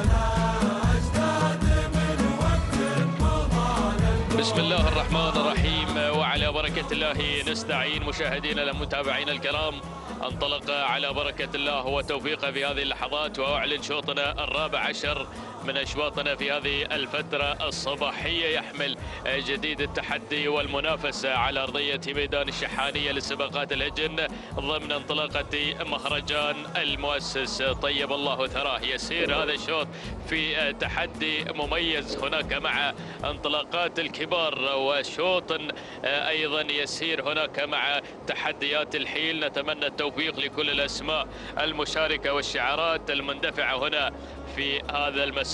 نبدأ مباشرة مع مقدمة الشوط مع المركز الأول مع الصدارة والبداية، لنتابع تحدي وانطلاق جميل من ميمنة الميدان مع مواري والشعار العتيبي. قادم سعود بن ناصر بن كليفيخ العتيبي الذي يقدم مواري على مقدمة هذا الشوط، بينما في المركز الثاني تواجد وانطلاق من النويعس. النويعس قادمة بشعار هجن السيلية مشاركة في هذا الشوط، منطلقة في هذا المسار الجميل. بينما النقلة مع ثالث المراكز من وصلت في هذه اللحظات تتابع الاسم القادم. هذه مياسة سعود بن صالح القمرة وصل مع شعاره ومع مياسة على مستوى المركز الثالث. بينما رابع المراكز العنود تتقدم في هذا الشوط. حمد بن مبارك بن ناصر آل شايق الشهواني يتقدم في هذا الشوط. الشهواني مع العنود على المركز الرابع في هذه اللحظات. ناخذ المركز الخامس. وصول في هذه اللحظة من غالية، وصلت غالية بشعار الخيارين تتقدم في هذا الشوط. سيف بن محمد بن زايد المطوع الخيارين من يقدم شعاره ويقدم غالية في هذا المسار الجميل مع الناموس الغالي، مع هذا التحدي، مع مسارات الأصايل، مع سن الحيل والزمول في صباح هذا اليوم برحلة 8 كيلومترات. نتابع أجواء رياضية استثنائية على ميدان الشحانية لسباقات الهجن في لقطات جميلة، في متابعة دقيقة من قناة الريان الفضائية المتابعة أيضا مع حضراتكم والناقلة لأحداث هذا المهرجان المهم في هذا المسار الرياضي مع عالم الأصايل وتحديات هذه الرياضة العربية الأصيلة. تسير أشواطنا الصباحية ولا زالت الإثارة على أرضية الميدان. تعدد الأشواط ولكن الناموس يبقى واحد هنا في هذا المسار الجميل في عالم الأصايل وتحديات هذه الرياضة العربية الأصيلة. ميدان الشحانية الذي يرحب بالجميع، يحتفل هنا مع مهرجان المؤسس طيب الله ثراه. شوط يحمل هنا هذه الأسماء الكبيرة، ولكن عودة مع مقدمة الشوط مع شعار العتيبي، شعار بن كليفيخ الذي يسير بتحدياته مع مواري في قمة هذا الشوط. سعود بن ناصر بن كليفيخ العتيبي الذي يقدم شعاره، يقدم مواري على قمة هذا الشوط في هذا الأداء الجميل. يلا يا العتيبي، أشعلت المنافسة مبكرا هنا على مدى 8 كيلومترات، على مدى 8 كيلومترات من خلال تقدم مواري، من خلال انطلاقة مواري مع هذا الدفع الكبير بمقدمة الشوط. ما شاء الله تبارك الرحمن. النويعس على ثاني المراكز من هجن السيلية متواجدة بقوة، من تلاحق مواري. هذه النويعس كما نتابعها في أدائها الجميل، منطلقة في تحديات هذا الشوط من هجن السيلية مع ثاني المراكز. ناخذ المركز الثالث وشعار القمرة يتواجد مع تحديات ثالث المراكز من خلال انطلاقة مياسة اللي في المركز الثالث تحمل الرقم 19. هذه مياسة لسعود بن صالح بن حمد القمرة، انطلقت في ثالث المراكز، حضرت هنا تبغي أيضا تسجل نفسها في هذا الشوط وتسجل اسمها مع ناموس هذا الشوط. المركز الرابع شعار الشهواني متواجد في هذا الشوط مع العنود حمد بن مبارك الشهواني. يلا يا الشهواني، جماهير هذا الشعار يطالبونك بسلام في هذا الصباح الجميل. هذه العنود في المركز الرابع. أما في خامس المراكز تواجد من غالية في المركز الخامس، سيف بن محمد بن زايد المطوع الخيارين من يتقدم في هذا الشوط من خلال انطلاقة غالية على المركز الخامس.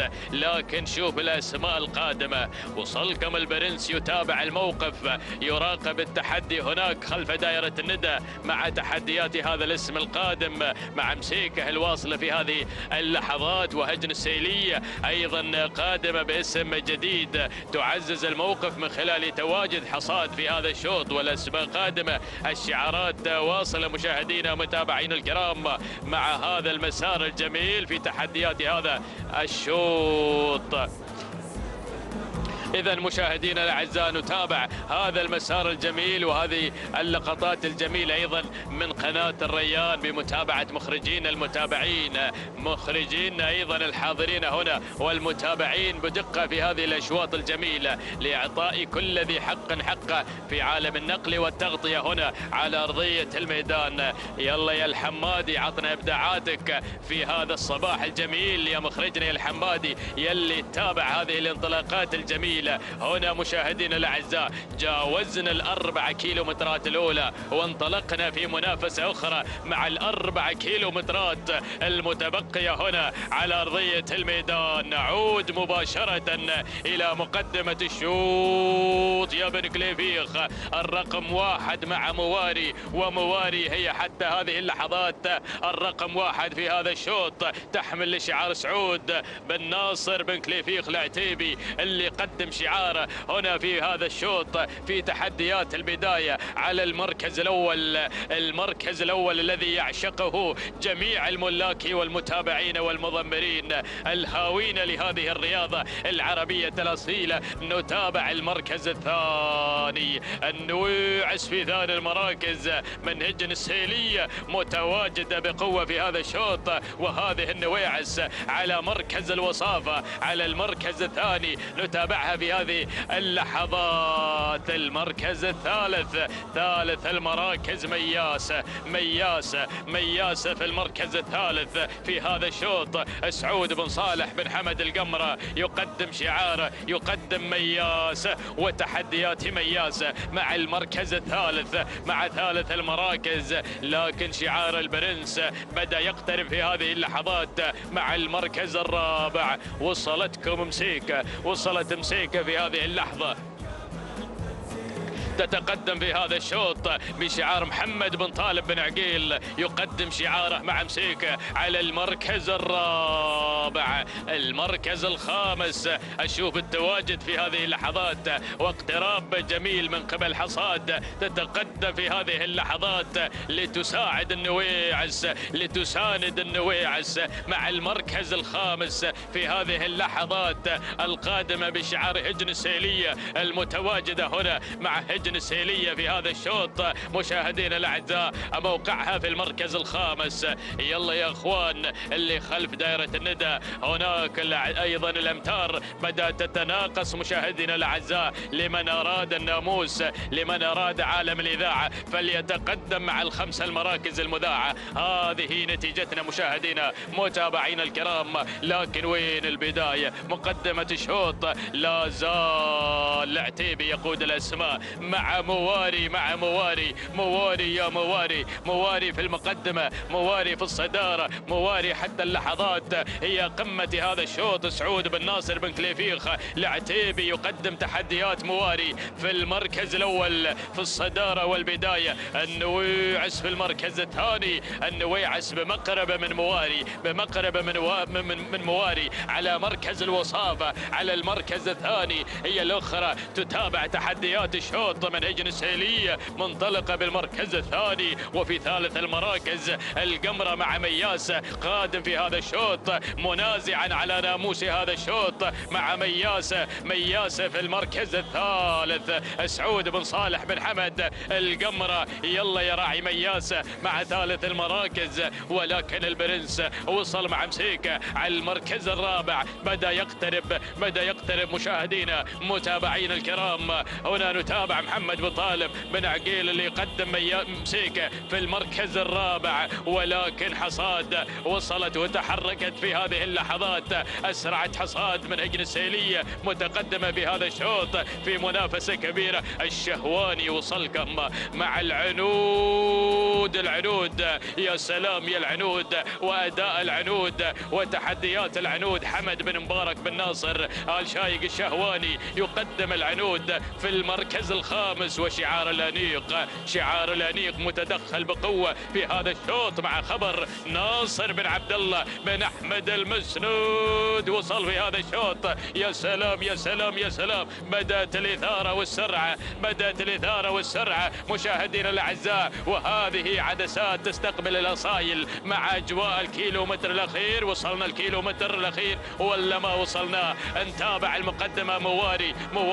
مواري في مقدمة الشوط على مشارف البوابة الأخيرة، على مشارف بوابة الناموس، بوابة التحدي والإثارة، بوابة السرعة. يا سلام يا العتيبي. مواري في مقدمة الشوط. سعود بن ناصر بن كليفيخ العتيبي يلي قدم مواري في هذا الشوط. ولكن النويعس غيرت وجاوزت من الجانب الآخر. هجن السيلية في المركز الثاني. المركز الثالث تقدم من مياس سعود بن صالح القمرة يتقدم. ولكن وصلت مسيكة في هذا الشوط. محمد بن طالب بن عقيل يتقدم. وحصاد في المركز الخامس. وصلت من هجن السيلية ووصلكم المسند مع خبر. الله اشتعلت المنافسة، المعركة طاحن. ياهو شوط، ياهي منافسة، ياهو تحدي. الناموس غالي يا مضمرين. يا بن عقيل يلي تقدم مسيكة في المركز الأول غيرت. ولكن حصاد ومسيكة هذه حصاد من هجن السيلية وصلت بقوة في اللحظات الأخيرة. الله الله الله الله الله. سلام يا حصاد، سلام يا هجن السيلية، سلام على هذا الأداء الكبير مع هذا الشعار الكبير مع هذا التواجد في هذا الشوط. والنقطة الثانية والثالثة لصالح هذا الشعار في صباح هذا اليوم. هذه هجن السيلية وتهنئة للورد، تهنئة لعبد الله بن سعيد اللي قدم لنا تحدياته مع هذا الشعار. مشكور يا ابو سعيد. وهذه حصاد نهنيك عبر الهواء مباشرة يا اللورد على هذا الفوز والانتصار في تحديات هذا الشوط. المركز الثاني من وصلت مشاهدينا مسيكة محمد بن طالب بن عقيل. المركز الثالث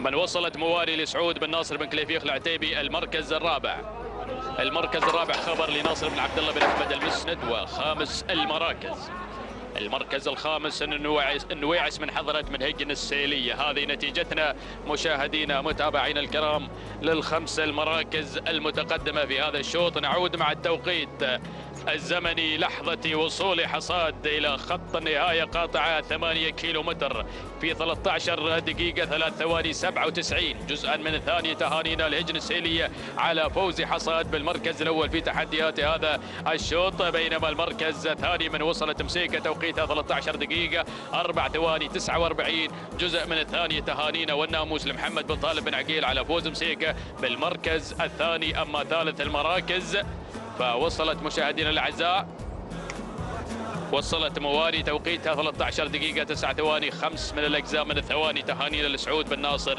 بن كليفيخ العتيبي. التواصل مستمر مشاهدينا ومتابعينا الكرام، تتواصل التحديات والإثارة من هنا من ميدان التحدي ضمن فعاليات مهرجان المؤسس الشيخ جاسم بن محمد بن ثاني طيب الله ثراه.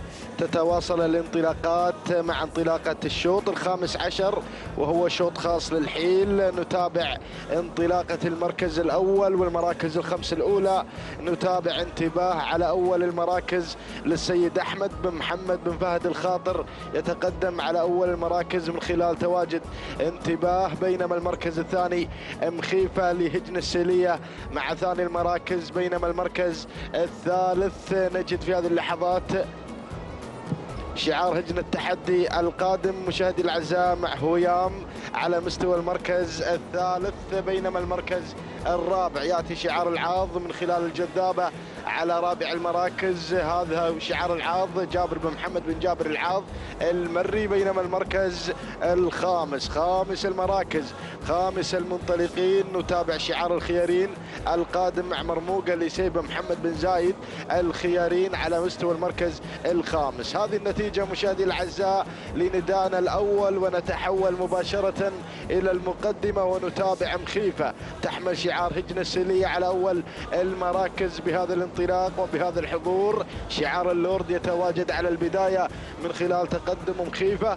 بينما المركز الثاني نجد في هذه اللحظات انتباه أحمد بن محمد بن فهد الخاطر مع ثاني المراكز وثالث المنطلقين هويام لهجن التحدي على مستوى المركز الثالث. بينما المركز الرابع نتأخر قليلا لنتابع المركز الرابع في هذا الانطلاق وفي هذا التحدي. يأتي شعار سيب محمد بن زايد الخيارين مع مرموقة في المركز الرابع وخامس المراكز في آخر نداء في هذا الشوط مشاهدي الأعزاء. وفي آخر أيضا نتابع الوصول من قبل عنيدة لعلي بن عبد الله بن حمد الأدهم المري القادم مشاهدي الأعزاء، وحمد بن عبد الله الأدهم المري في المتابعة والتضمير. إذا مشاهدي الأعزاء نعود مباشرة إلى الصدارة لنتابع المقدمة والمركز الأول، لنتابع السيطرة على بداية هذا الشوط مع مخيفة لهجن السيلية على أول المراكز. تنطلق وتندفع مخيفة بناموس هذا الشوط. بينما المركز الثاني انتباه أحمد بن محمد بن فهد الخاطر. نتابع على ثاني المراكز وثالث المنطلقين. نتابع الوصول وتقدم هويام لهجن التحدي مع المركز الثالث ورابع المراكز.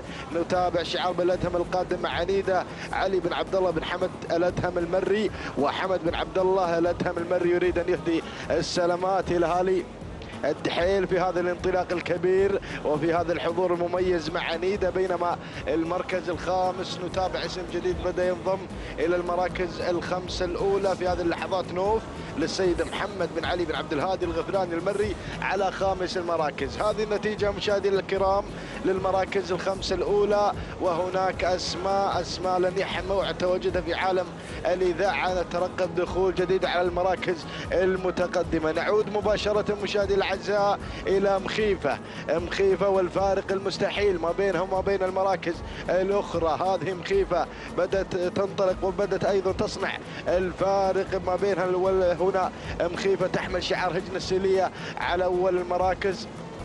نتابع مشاهدي الأعزاء الفرق كما نتابع في قناة الريان الفضائية. نتابع الفارق المستحيل اللي تقدمه عنيدة في هذا الانطلاق وفي هذا الحضور. هذا هو مخيفة، نعم مخيفة على المركز الأول، ولكن القادمة مع ثاني المراكز القادمة مشاهدي الأعزاء انتباه أحمد بن محمد بن فهد الخاطر مع ثاني المراكز وثاني التحديات. والمركز الثالث عنيدة علي بن عبد الله بن حمد الأدهم المري. والمركز الرابع نجد في هذا الانطلاق نوف للسيد محمد بن علي بن عبد الهادي الغفران المري، بينما خامس المراكز هيام لهجن التحدي على خامس المراكز. هذه المراكز الخمسة الأولى، المراكز الخمسة الأولى لم يتغير شيء، وهناك أسماء قادمة بكل قوة، ولكن نعود إلى ركب الصدارة لنتابع مخيفة لهجن السيلية على أول المراكز. تنطلق مشاهدي الأعزاء شعار حصاد صاحبة الشوط الماضي، تنطلق مخيفة بشعار اللورد عبد الله بن سعيد العيدة، شعار هجن السيلية على أول المراكز. هذه مخيفة على الصدارة، مخيفة مع الناموس حتى هذه اللحظة، ولكن المركز الثاني أتابع شعار الخاطر مع انتباه أحمد بن محمد بن فهد الخاطر في ثاني المراكز. وثالث التحديات عنيدة علي بن عبد الله بن حمد بن أدهم المري على مستوى المركز الثالث والمركز الرابع. المركز الرابع نتابع المنطلقة في هذا التحدي نوف محمد بن علي بن عبد الهادي الغفران المري، وخامس المراكز يأتي في هذه اللحظات شعار هجن التحدي مع هيام على مستوى خامس التحديات. هذه المراكز الخمسة الأولى، هذه المراكز الخمسة الأولى في أشواط الحيل، أشواط الكبار، والمسافة هي 8 كيلومترات، قطعنا نصف المسافة ويتبقى نصفها الآخر. نتابع مخيفة على البداية، مخيفة مشاهدي الأعزاء مسيطرة ومحافظة على هذا المركز المتقدم، تنطلق في صدارة هذا الشوط، تحمل شعار هجن السيلية على أول المراكز. بينما المركز الثاني انتباه لأحمد بن محمد بن فهد الخاطر، والمركز الثالث نجد مشاهدينا الأعزاء في هذا الانطلاق وفي هذا الحضور الجميل والرائع من قبل عنيدة لعلي بن عبد الله بن حمد بن أدهم المري. بينما المركز الرابع تتقدم نوف محمد بن علي بن عبد الهادي الغفران المري. وخامس المراكز وخامس الأسماء ينضم شعار الخيارين من خلال تقدم مرموقة سيب محمد بن زايد الخيارين. هذه النتيجة مشاهدي الأعزاء للمراكز الخمس الأولى، ولكن نعود مباشرة إلى ركب الصدارة لنتابع مخيفة لا زالت مسيطرة في الكادر الأعلى عبر قناة الريان. هنا نتابع كادر بروحة، تنطلق مشاهدي الأعزاء بهذا الأداء الجميل. هذه مخيفة على البداية، مخيفة بدأت تباعد المسافة وتنطلق بناموس هذا الشوط لهجن السيلية على أول المراكز. بينما المركز الثاني قادم انتباه أحمد بن محمد بن فهد الخاطر. وثالث التحديات بدأ ينطلق في هذه اللحظة نوف ومحمد بن علي بن عبد الهادي الغفران المري على مستوى المركز الثالث والمركز الرابع. المركز الرابع عنيدة للسيد علي بن عبد الله بن حمد بن أدهم المري. وخامس المراكز اليرموك، ومرحبا باليرموك وشعار الخليفي حمد بن محمد بن مبارك بن صالح الخليفي. هذه اليرموك صاحبة الصولات والجولات تنطلق في خامس المراكز. هذه النتيجة مشاهدي الأعزاء للمراكز الخمس الأولى، أسماء مميزة تشارك وتنطلق هنا في ميدان التحدي بالتحديات الكبيرة وبحضور الشعارات المميزة. نعود إلى مخيفة مع التحدي، مخيفة مع الإثارة، مع المنعطف الأخير والاتجاه المستقيم إلى خط نهاية. مخيفة مع البداية تحمل شعار هجن السيلية على المقدمة المملوكة للورد عبد الله بن سعيد العيدة على أول المراكز، ولكن القادمة انتباه بدأت تشكل الخطر في ثاني المراكز بشعار أحمد بن محمد بن فهد الخاطر. وثالث المنطلقين، ثالث القادمين في هذا التحدي نتابع نوف محمد بن علي بن عبد الهادي الغفران المري. والمركز الرابع عنيدة لعلي بن عبد الله بن حمد الأدهم المري.